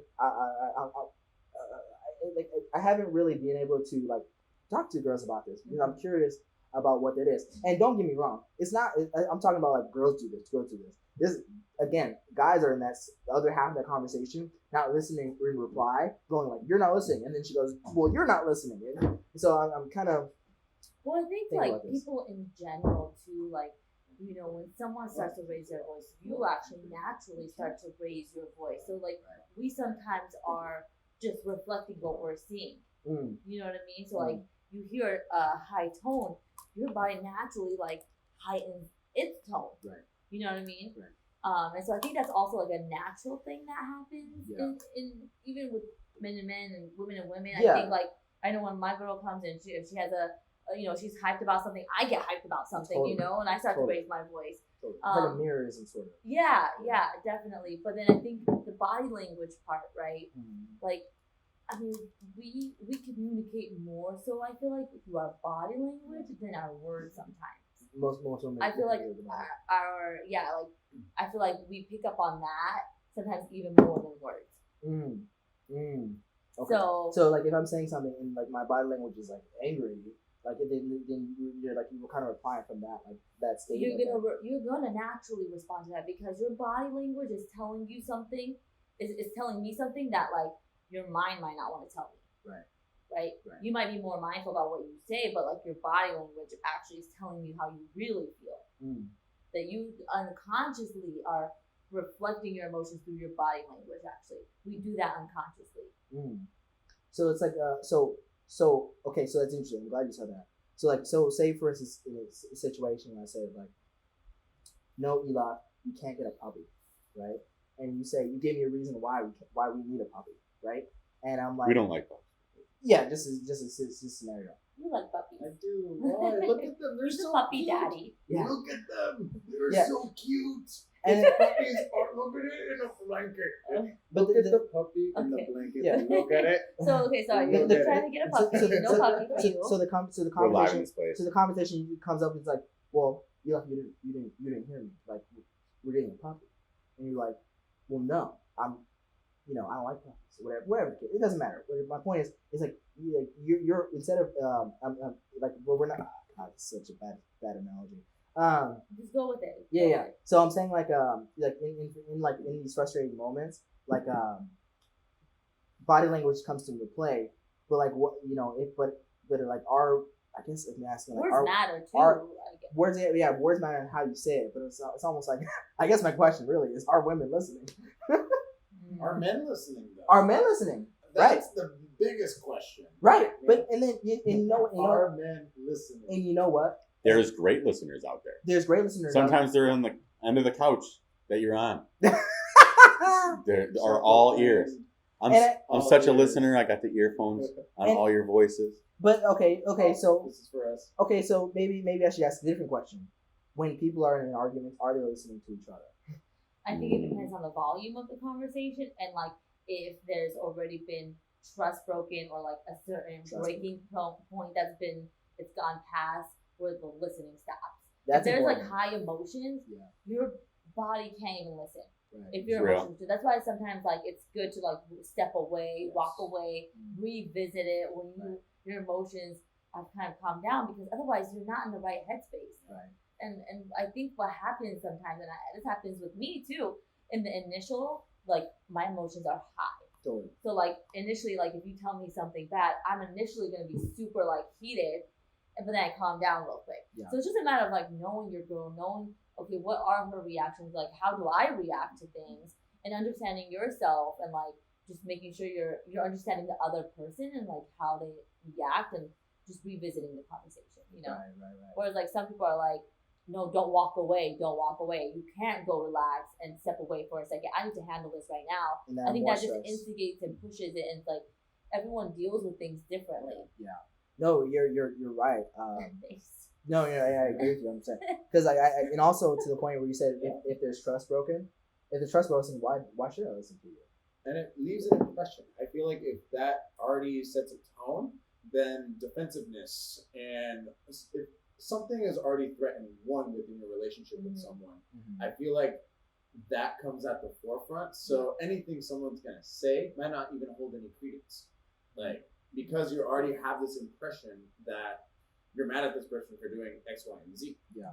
And I do agree that talking things out, especially in a moment, like in the heat of the moment, sometimes we may not even understand what we're saying in the moment because things come out, and that's something that should be expressed. Be like, hey, I'm trying to work this out. I'm trying to work around the wording. I don't want to be hurtful. Yeah. This is just what I'm feeling in the moment, and maybe taking those breaks and just being like, hey, I need a break for a second, but we are going to talk about this again. That's where it gets weird being a human, right? Yeah. We're like we're like these souls, and we're in these vehicles that are called our bodies. Yeah. And it can be really confusing to try to express what your body is feeling, which is like sometimes a crazy energy of a burning or a pain or hysteria. Yeah.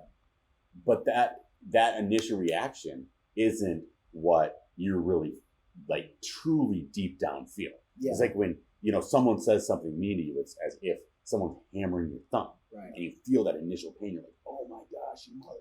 Like you say some crazy things after you stub your toe, right? Yeah. But that doesn't mean you mean all those things. Yeah, it doesn't mean that it doesn't mean the desk is evil. You don't hate your bed, right? Yeah, it's like you don't hate the desk. You don't even know the desk. Right. You just bought it. Right.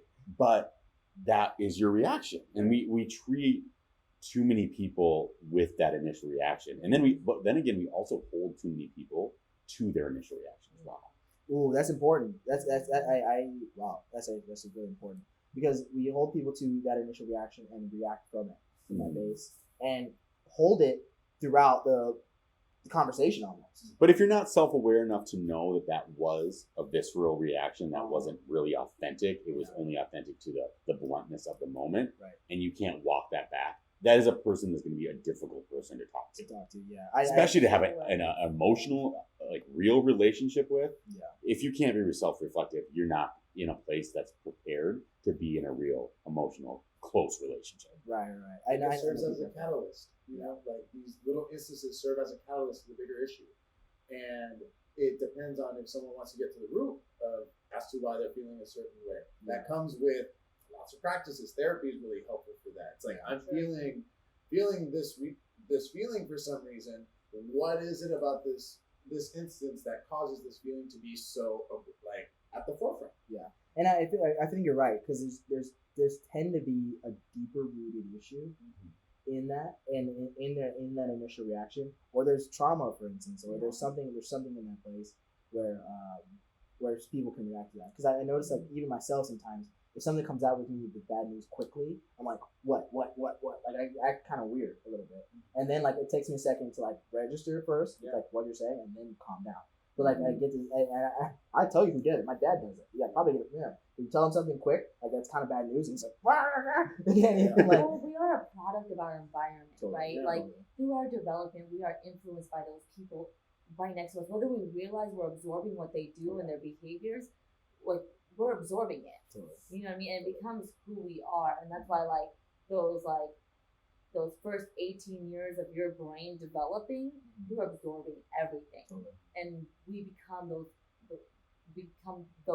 things that influence us, Yeah, and then but that's what's interesting, right? So we become those things that influence us. But like, say we're trying to be a healthier, more introspective person. Say we want a better relationship with us in the future. We don't want the relationship that we had with our parents in the past. We want something that we wish to have with our person, a significant other in the future. Sure. But you're still bringing that baggage with you, regardless if you think. I mean, regardless if you're trying to improve or not, it kind of comes. And that's why self-awareness is important, right? So it's so important to be even aware of that. Hey, I'm bringing this in. Everyone has baggage. We all have those experiences, I think it's tough to be in a real relationship that goes the distance if you're bringing the other relationships in to that space. Absolutely. You're not ready. You're not ready. No, and oh my God. So I think everyone gets to know that because because shit. I mean, basically, a lot of times you end up getting hurt from that because Yeah. you're getting you're almost getting the revolt from the other person. Yeah. Like you know that's supposed to be revenge for the other person, almost getting it on you. And then it's almost like my past is what, like, because I'm speaking anecdotally, it's like with my last relationship, it was like he kept putting the pressures on his past relationships onto me, and we were just like, that doesn't work. Yeah, and these are the insecurities that I have to deal with. I'm like, but I'm not your exes. Yeah, I'm not these people that have made this impression of you. But even at the very end, you reduce me to what you felt with your exes because it's easier for you. Yeah, and it's almost lazy in a way because I was thinking about this because like especially when we don't want to come down to the deeper rooted like issues, like it's almost lazy that you're blaming me for leaving this on the table, or leaving this little mess or something when it's really like something that you really want to talk to me about, but you haven't the courage to yet. And then this is a catalyst for you always do this. Yeah, and that leads to the bigger issue where it's like an issue of trust rather than me putting my notebook on the desk. Yeah. You reach the root, but we don't ever necessarily like explore it that much because it's scary. It's scary for some people. It's scary. No, I love reaching the root because it brings us to a point of empathy. I feel like that's something that we strive to because we all have our baggage. Yeah. And it's like acknowledging that, yes, you've lived your life. Yeah. Acknowledging that we've all lived each other's lives, it's difficult, but accepting that. Not exactly like using your impressions on your past to imbue that onto someone else. That is irresponsible. Let go of that crutch you're holding on to. Yeah. Let it go. Start walking on your own. But if you're dating someone who feels that doesn't understand that concept, you have to set those boundaries early. You go, hey, just so you know, I'm not that person that you're scared about or that you have insecurities about. I'm a different human. Yeah. If I give you reason to have insecurity, then we can address it. Yeah. But you have to let me show you who I am, and am unwilling to let you bring those insecurities into this space. Yeah. That doesn't mean I'm not empathetic towards it. I've experienced why you should have insecurity in some relationship because everyone's been with dicey people. Yeah. But to start structure like that can also be, I think, quite appealing. Where they go, oh shit, I didn't know that this is a relationship that doesn't have to be on fire all the time. Yep. Yeah. Maybe this is a relationship that actually can be authentic and real. And you all deserve that. Every one of all of us y'all deserve that person that's gonna make you feel, comfortable with who you are, supported to be the person you are, and like people just stop settling for anything less than that. Yeah, it's like the word comes up is like lazy in a way because it's not lazy, but it's like that's it just comes up because it's like people have like that self doubt and they deflect that onto others. Yeah, like the self doubt deflected on others because you don't want to see it in yourself. You don't want to go down to the deeper rooted issue. You don't want to go down and talk about it because you want to hold up a wall and hope to save face for it. And like or you just don't want to leave that person because you think it's gonna work out when shit well it ain't. It's not like lazy, but it's just like there's multiple things that come up. Really. It depends on fears. Yeah. And fear of being alone, especially during this time, like people are with themselves and it's introspective and people are scared. Yeah. And I feel like that self-acceptance is necessary in order to build a fruitful relationship. Yeah. Imagine like you haven't been in a relationship for a long time, you finally get in a relationship, but it's like actually not the right person. And that's okay. But I'm saying like that the shirt not my sound what it says. But it says like it's just I feel like we just want to set ourselves up for success. Is it working now? It should. Yeah. So let me know if it's working. Good friend Ham. I appreciate you guys letting me know. But yeah, so it's just like we all get to kind of continue looking for the right person because and also when we do put up in front like, hey, this is who I am, this is who I'm gonna be. Excuse me. It should be working. Everything that I'm seeing on my end, it has it working. I don't know. Yeah. Oh, maybe it's. Try it out. Okay. Everything about it should Check. be working. It seems to be working. I don't know what to tell you. Yeah. But also, yeah. So when we do find those people that are good, or not good, but like we do find a new relationship and we do lay ourselves in the line and say this is who I am, this is what's gonna happen. We also, and if anyone abuses that, you get to drop them like a bad habit, because that's, oh my god, that's key too. We're not gonna lay our asses on the line because we're not gonna. Oh shit! Oh, good question. Support them. So if we're gonna lay our asses on the line, you don't get to abuse me for it. You don't get to talk. You don't get to come back and make some type of judgment in the heat. Doesn't matter if it's in the heat of the moment, by the way. Yeah. Just because you want to make a point, right? You don't get to do that ever. You don't get to use anyone's insecurities for a point. You better make it real clear that you're not. You don't come from any malice either. If you're gonna make a point. And I feel like that just comes with the way we argue. Yeah. I feel like we put a lot of responsibility onto the other person, and where it's like we need to really express our feelings. Not you always do this, you always do this. More or less like I feel this way when you do this. Yeah. Because that way our feelings are somewhat validated. Yeah. And it's not always putting it onto the other person, where it's like, no, this is who you are that's making me feel this way. Yeah. Sure. I feel like there's a level of toxicity that every person has, and some people don't mix well with each other. No, and, sure. That's not to say like I don't believe in good or bad people. I believe in you do good things, you do bad things. Everyone can be an asshole. Yeah. You got one, you are one. Totally. My dog is the cutest thing in the world, but she can be a fucking asshole. Like. All right, so I do want to. So we're reading that. By the way, so people that are not people that are listening to us at pre-recorded, we're actually live right now, and we're seeing Reddit comments of people saying having some issues, and we're going to address them right now. Can I get on this? Please. I have 3 gay friends, and they're all HIV positive. How can I help them? One is not to ostracize them for their status. I feel as if like now people can live healthy lives with HIV. If anyone's undetectable with certain medications, they can lead healthy lives. But I feel like that there's almost a sense of status or like disgust when it comes to people with HIV. If they're undetectable, they can have the sex that they can, and they're not that's not other than. Like it sucks. It's terrible as long as they're getting treated, and as long as you can be there to listen to them, like if their version is God, by all means. But if their version is, hey, I just need you to hear me out for a bit, just be there to listen to them, right? And know that you may not live this life. So, and it kind of matters what he's asking about as far as how do you want to help them?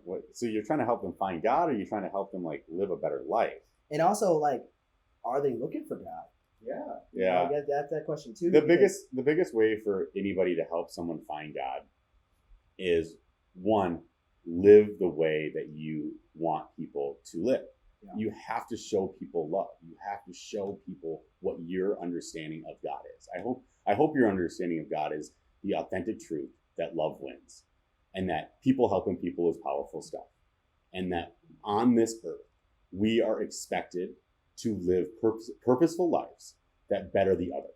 Yeah. And showing that daily is the most beautiful way and the most real way, the only honest way, and the only way that anybody will see you and go, wow, that's God. Yeah. If you live a life of purpose and with expectations of caring about someone daily, people will start to ask you, what are you doing? Who drives you? What is your diet?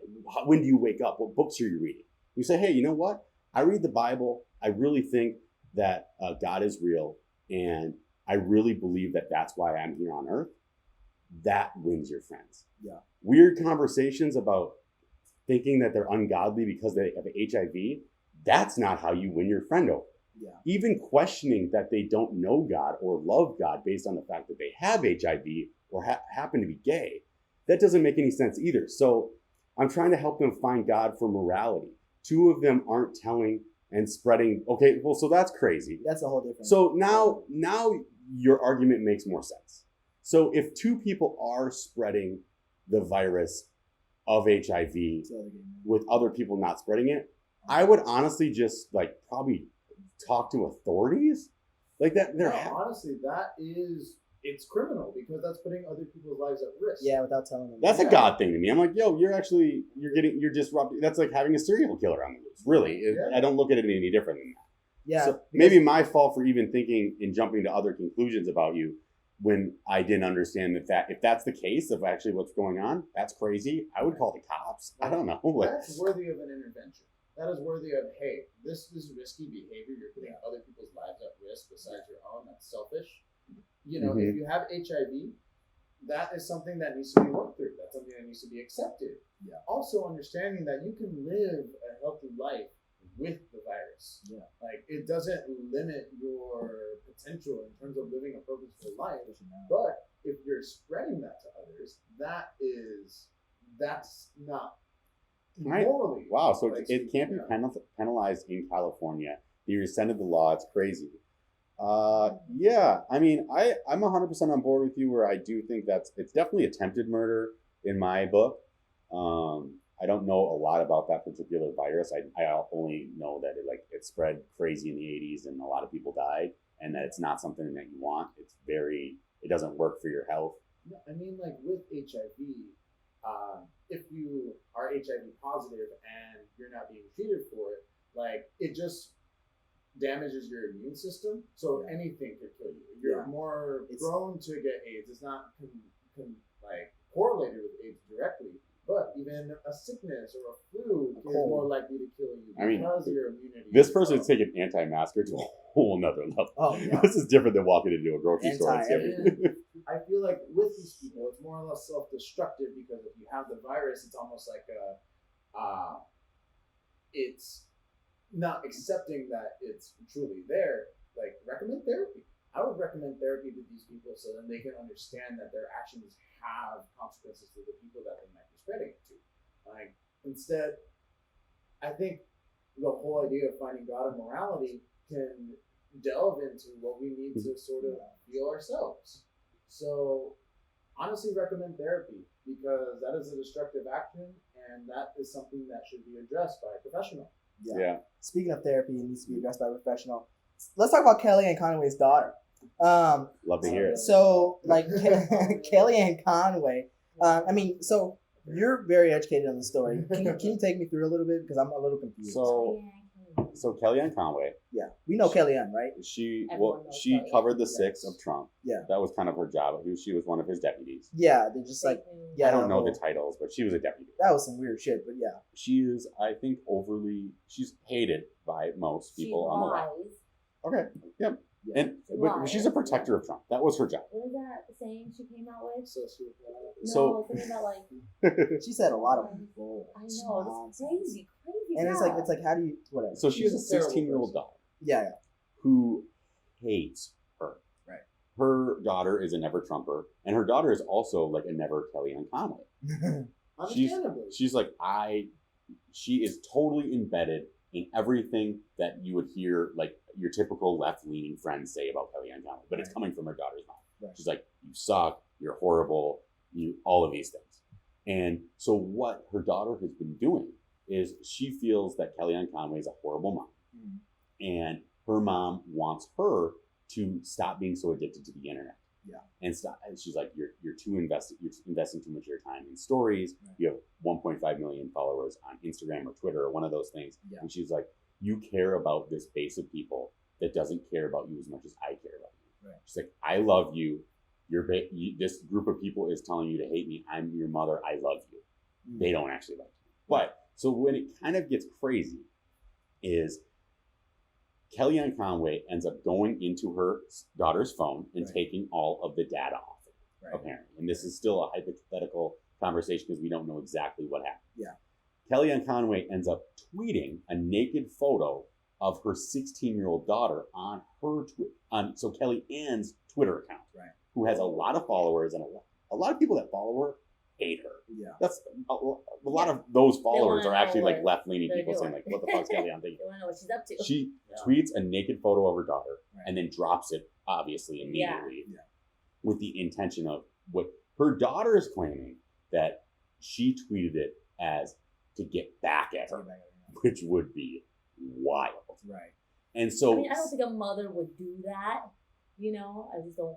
I hope not. A person would do that, apparently. It's really hard to believe. But what's been going on is her daughter's been FaceTiming this girl called Tana Montauk or something like that. Yeah, internet star. She's a TikToker, internet star. She was the girl who dated Jake Paul and then, or fake married Jake Paul in order to create hysteria on the internet. Yeah.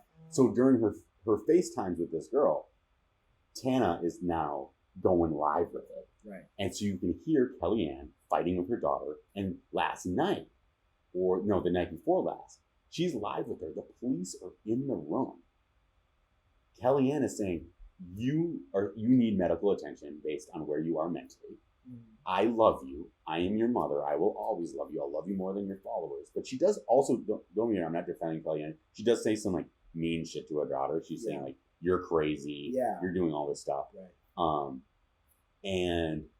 But then like her daughter's calling the cops on her mom and then FaceTiming it through this other channel who has millions on, like I think that Tana girl probably has 20 million followers. Yeah, and that's getting screen recorded by the people that are watching, and like, they're all lefties and they're all God. just like coming at Kellyanne's throat. Oh yeah. So one, do we know that Gen Z is addicted to the internet and way too addicted to the phone? Absolutely. Yeah. Is it hard to be able to get in the middle of family controversy and hear it from like that peripheral? Right. It's so weird. That's so weird because it's like personal. Yeah, it's so It's personal. so personal. And you hear like it actually sounds familiar, right? Like a conflict between mother and daughter and the internet, basically. With the police there. And the mom is distraught. She's like, why are you And letting 1.5 this million into my people house? watching. Like, why are you letting the live feed into my house? Like, stop streaming this. This is us. This is you. I love you. Right. And then the Tana followers are like, fuck that bitch. Fuck that bitch. Fuck that mom. She's a piece of shit. Like, let's save Lil Conway's daughter. Yeah. Yeah. And like let's get her out of there or So something. they're actually not going to just show up and help her out. No. And so it's actually really interesting because it's almost like they're both right a little bit. You know what I mean? Like, I'm sure the mom probably loves her, but she probably like, this fucking bitch is making me crazy, right? Like live streaming everything I That's say. getting her in Live, trouble. yeah, Kellyanne Conway's perspective is like, you know, she's gonna get me shit. I am too famous for this nonsense, and you need to stop because you're like live streaming. Affecting me. You're And affecting me, my life now. my life, and all these different things. And like, we're gonna have a problem because you keep like live streaming my conversations with you, which is the problem. Wait, and so I do want to preface that I've only watched one live stream Okay, of this, and I watched it for like There- 15 minutes. there was more. I might be being too light on Kellyanne, so we're going to research this a little bit to see if she did say something crazy. No, but she's getting investigated by the cops now, where Kellyanne might go to jail. I feel like which is interesting. Well, I want to find out why she posted this new picture of her daughter. I mean, That's not okay. That definitely needs to be investigated. yeah, because there's a lot of craziness in there for sure. And I feel like this is almost, I don't want to put karma on the line, but it's like almost karma incarnate, you know, because it's like the lies you spew and the animosity and tension that you have a responsibility for, that you like spread to the whole damn country, almost polarizing. Yeah, and like, that's kind of your fault. Yeah. And not even kind of, it is your fault And then because you chose it. of course that's gonna be reflected into like her parenting style. Of course. And it's almost saying as if like, yes, I love you, but what does that love even mean? How violent is it? How like? Because if she's saying I love you, what is the shit that she was saying all the whole time on TV? Yeah. Bullshitting. Yeah. Bullshitting. So it's like and it's all and then She's like a natural like liar. yeah, bullshitter. And then so you have like this perspective of the daughter. She's thinking that she's right. Both sides always think they're right. So the daughter's thinking that she's right. She's like, no, I see through the bullshit that she does on TV. Yeah. And because of that, like it's getting reflected back to my friends who hate this woman. Sure. And they're affecting my other friends' lives. Say she has black friends, right? So she'll be like, oh, my black friends are getting affected by this administration, or my Asian friends or my Mexican friends, whatever. And then she's being affected by that. And she's being affected by that. And then you said my mom is the one who's insinuating all this. Imagine that. Imagine being like targeted based off of someone else's persona. Yeah, your mom. Yeah. That's cool. That's a lot. a direct association. So you. of course that's gonna like affect her life and how she connects with other people. 100%. Karma's a bitch. Karma is a. And especially as a minor. You know, like her mind is so impressionable, and on top of that, going through living up to the I really do feel bad about the kids that be growing up nowadays with just phones stuck to their faces. Yeah, going through your awkward phases. And you know, good and damn well, Kellyanne Conway is type of mother. She's like, just play on your iPad. Get over it. Just play on your iPad. Stop screaming. And like, you know what I'm saying? So even, like, those even kids. Let's say it's all a facade. Let's say Kellyanne Conway's public persona is all a facade, and she isn't really this like loving mother. This is the shit you're still saying. It's so hypocritical as to like somewhat try to be tender. Right. You know, how are you gonna say this bullshit and then try to be tender and parental and like, but the right thinks they're protecting when they're doing what they're doing. Yeah. They think they're protecting something. Yeah. Are they protecting, or are they just like feeling threatened? Or they feel in the need to protect something. Both. I would say threatened and trying to protect. Yeah, and I feel like it's a power dynamic. It's somewhat maintaining that power status, and thankfully, like the past administration, this was a catalyst as to how we just sort of view these structures. Mm-hmm. And now that we're somewhat seeing her public and private life being so like anxious and just so distraught, it really goes to show like who we're actually giving like time and public attention to. Yeah. And then again, this is that's actually really interesting, because in a certain perception, we hope that the people that we listen to actually have their truth together. Knowing good well they don't. But no, these politicians never have their no. But we have like almost like a subconscious assumption that they do, but knowing good and damn well they don't, right? Yeah. And we're playing into that, and to see someone have almost the same dysfunction as like your common family does. Yeah. You know, and that's what's interesting. And then a lot of times family ain't that crazy. No, and when you get it, you're in a public persona, you know. Everything's under like a you're gonna get fried. Yeah, you're gonna get fried, and when you go into she chose that life. Yeah, that's what I'm saying. It's paid for that life. And that's literally the life you chose. Yeah. And that's kind of on you. And if your daughter hates you, like you're gonna have to live with that consequence. Yeah, we all got to think about that. I thought about this. I thought about this. Eli, we need you one more conversation. Our last conversation. So I mean, it's like I think about this. Even the shit that I'm doing now are my future kids gonna hate me for what I'm talking about? Yeah. Maybe. Shit. I don't know. But I mean, I can tell my kids also, they get to say whatever the fuck they want. You know, but if I tell my kids, if I'm doing all this shit and I'm like, no, you are going to be Christians for all of your life, and you're going to go to Christian school and never do anything outside of the Christian line, then I am full of shit. Yeah. And that goes along with like the whole idea of the First Amendment, like, freedom of speech, you can say whatever the hell you want, but you're going to have consequences for the shit you say. Yeah. Like, that's as term as of comedy, you know, like I have a responsibility to like what I say, to give something to an audience that hopefully pushes more empathy, whereas Kellyanne Conway, is adding more oppression. Yep. Right. So this is what, if you're gonna have a responsibility of being a public persona and you use it to divide people and oppress people, and you're shocked that it came back into your home. Exactly. Yeah, and I agree with you. If it was the other way around though, which it might be one day, like I have to just be the same in the same space. If it was like Kamala Harris's kids or something. Well, Kamala Harris like hated her. Yeah. And like Trumpers were like supporting her and like boosting her. What would happen on the left is the left would say she has been brainwashed by the right. Oh yeah. And they've got her. We need to save this girl. Totally. And I mean, that's true. And so I go, look, Kellyanne Conway has to figure out her shit, and she has to explain to her daughter more thoroughly why she is who she is and what she's doing. Yeah. She obviously hasn't got that message across. Yeah. I do feel empathetic towards Kellyanne Conway in only one respect, which is her daughter hates her, and that has to suck. Yeah. And then I'm empathetic towards the daughter who hates her mom, because I'm like, that has to suck. Yeah. but it's also just a bizarre scenario. I do know that when you jump into families' lives, it's just never gonna seem normal. Yeah. When you see a family fight on like a live stream, That's hard. Our families fight weird. Yeah, they fight weird. You're gonna see the gloves come off, and everyone's gonna feel dirty. No one comes out clean. And think when about family fights on Twitter live. Every family is dysfunctional, but when that dysfunction is somewhat projected onto the world, especially as someone as it's like as in a heightened state too. Yeah. Like it's a different. It's like a bigger.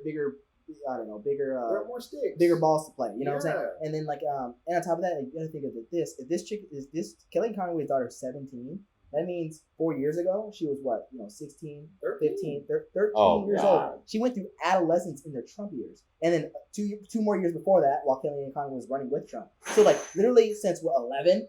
12, 13, 14, 15, 16, 17. Kelly Conway. No wonder she hates bullshit. her mom. Her whole Just because she's like, Mom, you put me through this. Regardless, even if she like thought she was doing it for a good reason. Yeah. Kids get mad at their parents for having like executive jobs and moving around the country. Oh yeah. She'd be like, like my parent was a exec at whatever, and they moved me 4 times. And Yeah. they'd be like, I hate dad. Forget the fact that I can get to go to whatever school I want, all the money I can grab whatever car I want. But I'm mad that my kids hate their dads for that all the time. The time. So this kid is gonna hate, and then her whole adolescent years, and then like when she's trying to figure herself out, and then it's just like a divide from what my friends are telling me versus what my parents are telling me versus what you see my mom bullshitting versus what my parents are. I think my friends are telling me the truth. Yeah. I mean, shit, that's a lot. Imagine for her development too. That's what I'm saying. That development. They're tough years. Oh my god, those especially years for girls. when she's being fed so much like opposition and like this is the right way to live, and then next thing you know, having society tell you that hey, this person is batshit. This person is evil. Yeah. Like imagine someone having to deal with the. Sorry.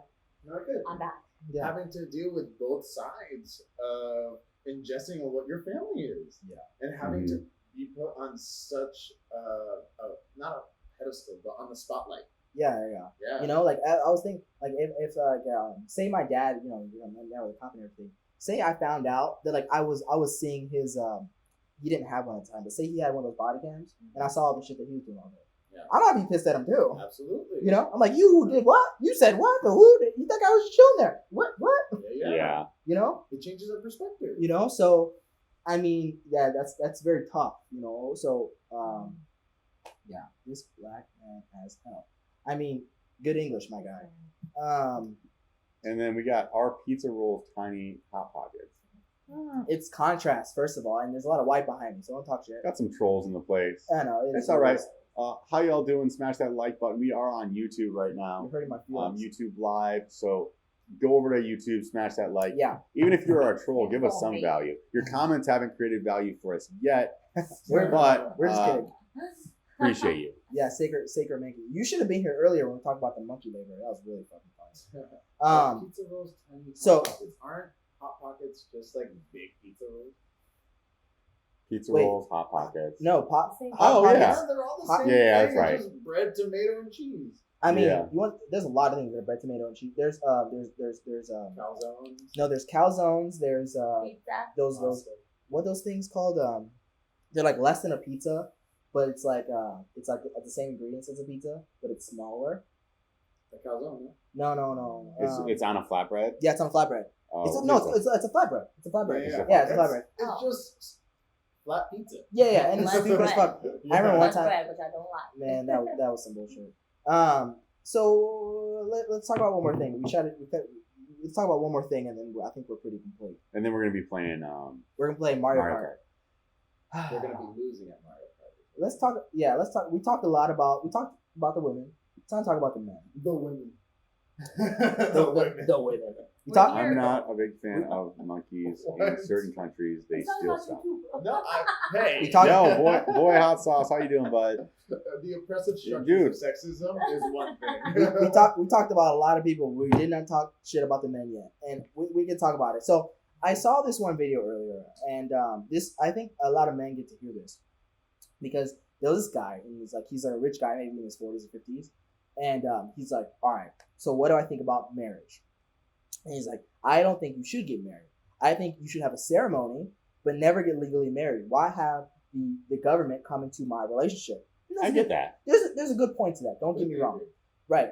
But there was something I thought about that was a little bit beyond that I realized. I was like, yeah, but this guy, there's a certain there's a certain like hand at play, because all men always want like someone to be around. Straight men want women, gay guys want guys, whatever. People in general, we always want someone around us. We're also with someone. So there's a certain level of like, think about like this guy sounds like a hurt guy who probably got or knows someone who got married, and basically it didn't work out, and he's like, well, fuck marriage. That's what these guys usually are. They're usually someone who went through it or knows somebody who went through it. They just don't see it happening for them. They don't see it happening for them. But I realized that over time, this guy's also 50, 60, 70. As you get older, think about it. You're rejecting women who want to come into your life because of your money, or you just you keep moving on to these women who just want you for your money. And at a certain point, you keep fucking around and doing that. When you come 70, 80, you're gonna wish some girl's gonna come into your life for your money, because at that point, that's gonna get expensive. Yeah, it's gonna get real expensive, and you have like, what else are you looking for? You don't have no one that's constantly with you. You don't have no one that really knows you. You don't have really bad people that like love you for who you are. They're actually just like they're at that point after you get a certain point, just because of the thing that you hated the most. I think some people like to live their life in phases, though. They just like that little 6-month spurt. They like the fun early part of a relationship, like the spurt, and then they just let it run. Yeah, but it's also like I don't know. I get that to a certain point, but do you really want to live this life of like constantly bouncing around rather than just like sticking to like a dank girl like that you didn't apparently find time to look for, or you fucked it up, and then finding like the I don't know, I guess the joy in it, maybe not the joy, and this is a simple word, but like finding something deeper in it to have more like fun, I guess, rather than like constantly bouncing around, wishing something new or wishing or hoping something new would happen. I think that's kind of ridiculous, because I don't know, this is the last thing I want to be, is old wishing that I could have made my relationship work when I was younger, or wishing that I should get some young girl to come on me because I was rejecting all these women that want to take my money. Now I'm hoping that some girl comes and takes my money because I want to be with somebody. I mean, I do feel as if like that comes off of the assumption that all we need is love, and I feel like that sort of message has been again somewhat projected at us from when we were little. Every little thing we see, like Cinderella, happily ever after, all you need is love. Yeah. And I don't think life is that way. At the end of the day, at least from my perspective, you come out by yourself. It's not like you die with another soul. Your soul dies. Like your body dies. Your soul doesn't. Yeah. But I feel like we're somewhat fed that in order for us to have a sort of complete life, that someone else needs to complete us. Yeah. And I don't think that that's healthy. Like it depends on what you really want. If this person really wants to live by themselves and have little things and love, by the time they're 70 and they feel fulfilled, that's it. Go ahead. Like for me, I'm a person that really, I think generationally a lot. Yeah. Like, so I actually think like 3 generations down the line a lot. Like I make decisions for my third generation for me. Same. That's a lot of my thought process is based on it. Yeah. Like why I wake up, what am I moving towards? Why am I sending this email in order to get that third generation into a place that makes more sense for them? And it's a little easier and gets us set up. Yep. That's what like this podcast is to me, is carving out a space that hopefully flourishes, that creates space for them to do more. Yep. And so my relationships are also based on that. Yep. Is like, okay, like where is this teammate to be able to build this next space generation? Right. And so for me, that is where like my love is foundational in that space. Like for me, that's how I look at it. Yeah. And so that's why the whole fling thing doesn't work in my head. There's no fun in it. Like there's building blocks and like there's these gold nuggets that aren't as perceived on the front end that you learn about as you grow. And so it's like that, I don't know. So for me, it is like being able to build a structure where I'm like, oh, we're building towards something like that's really long term. Yeah, and I agree with you wholeheartedly. Like I don't like friends at all. Like I actually can't stand it. The shorter the relationship, the more I hate the other person. Not hate the other person, but like just like dislike that experience because I would like because I do things for purpose. I don't do things just for shits and giggles. Sure. And like when I do, I think about that too. I think about my kids that I have never had that I haven't had yet. I think about my grandkids that are gonna look at me and ask me questions, and I'll be like, I literally want to be the dang grandpa. I want to be the dangest grandpa I know. So it's like, I look at it from that perspective. Everything, like you said, everything I do now, that I want that. So it's like. But you all are also at like different places in your life. You know what I mean? Like, would you say this about your 21-year-old self? My 21-year-old self was living in that thought process.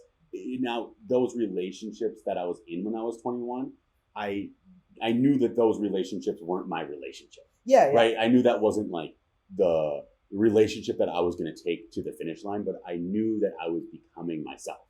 Yeah. I'm like, okay, I'm learning about relationships. I'm like, I don't want to. This is not my foundational person. Yeah. Like, this doesn't work for me. Yeah. But that doesn't mean that I didn't learn something about myself or other people through that. I go, okay, so wait, this person didn't work. Why did that not work? What characteristics about that person doesn't work for my long term? Yeah. And so I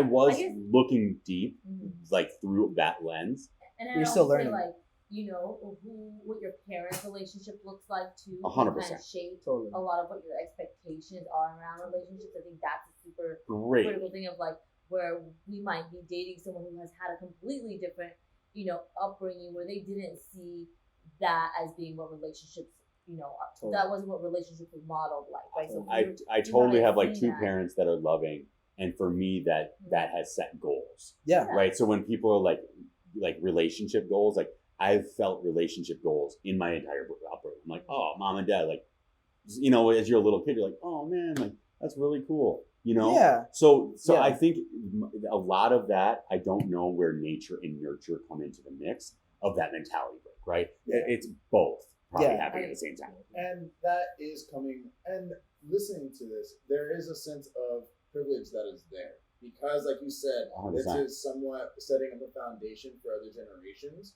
Like, I hear that and it doesn't resonate to me because I hear this and I'm just like, I'm the first person to ever come out in my family. And there's no really, like, an expectation I can look upon, you know? Like, I don't have, like, a gay uncle or anything like that actually has children. So, like, my lineage somewhat ends with me. And at least from my perspective, if I want to adopt, like, that is something that comes along in the future, depending on my, like, perception at the time. Sure. Yeah. But at this point in life, like, I don't see, like, generations past me because all I see is this life where, one, even my parents don't even want me to fall in love. Sometimes I'll talk about it and let's say I'm going through this breakup. They're like, oh, it's better that you're alone. And I just, and that's fucked up to me, right? Yeah. And I still don't see that as fucked up though, because like I've already accepted this. I've already accepted that I complete myself. Yeah. And wait, what? Sorry. I think for the future too, I will only date women that are debt free, virgins with no tattoos, need a wholesome woman. And isn't that a little? That doesn't necessarily mean you're wholesome. Yeah. Yeah, like, because hey, spoiler alert, a lot of women ain't virgins anymore. Especially as an adult, so that's gonna be hard to find. Number two, no tattoos. I mean, okay, so hey man. So basically, I think everyone should come to the expectation that everyone is flawed, to some level, and basically you get to ask yourself, am I going to deal with this set of situation or not?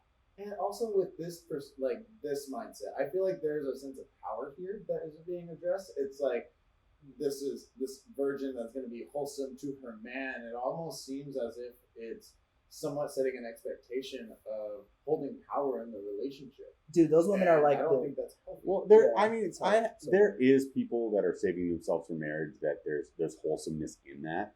And I think that's a life choice that is appropriate when you are doing it for the right reasons. Yeah. Because some people are like, I really trust in this expectation that I'm going to find my perfect person and I'm going to walk down that aisle with them, and then we do it. Yeah. And I do understand why that makes things easier to a degree. Yeah. Where, because I do think there's commingling of the souls every time that you have sex with people. It it makes life a little bit more confusing. I don't think it makes life more easy. Yeah. And I do think sex without intention is a disaster. Yeah, it's bad. And so that's where I think the whole like virgin thing works to a certain extent. Yeah.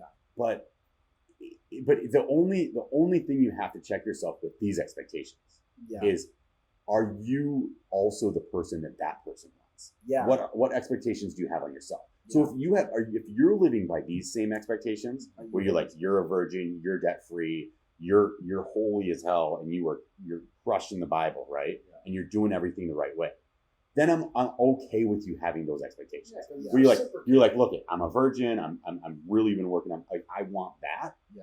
Yo, cool. Yeah. Go find your other. Right. But if you aren't living by that and you're expecting that, fuck off. Yeah, you can't do that. You're not even close. Yeah, you can't do and so that's where it does get a little bit dicey, because I do see men out there that expect all those things, and they are sly motherfucking guys. Yeah. They're doing their own darn thing. And that's usually the case, though. Sure. And that's what bothers me. It's like, that's usually the case. It's never really a sense of reciprocity. It's more like a sense of power. You have to be this way in order to please me. Yeah, and he is right. They are in middle America. So if you're coming from that perspective, I do see what you're saying. I'm a Midwestern kid from Minnesota. Yeah. There is that type of love out there for you, but you got to live by the same standard that you expect. Yeah.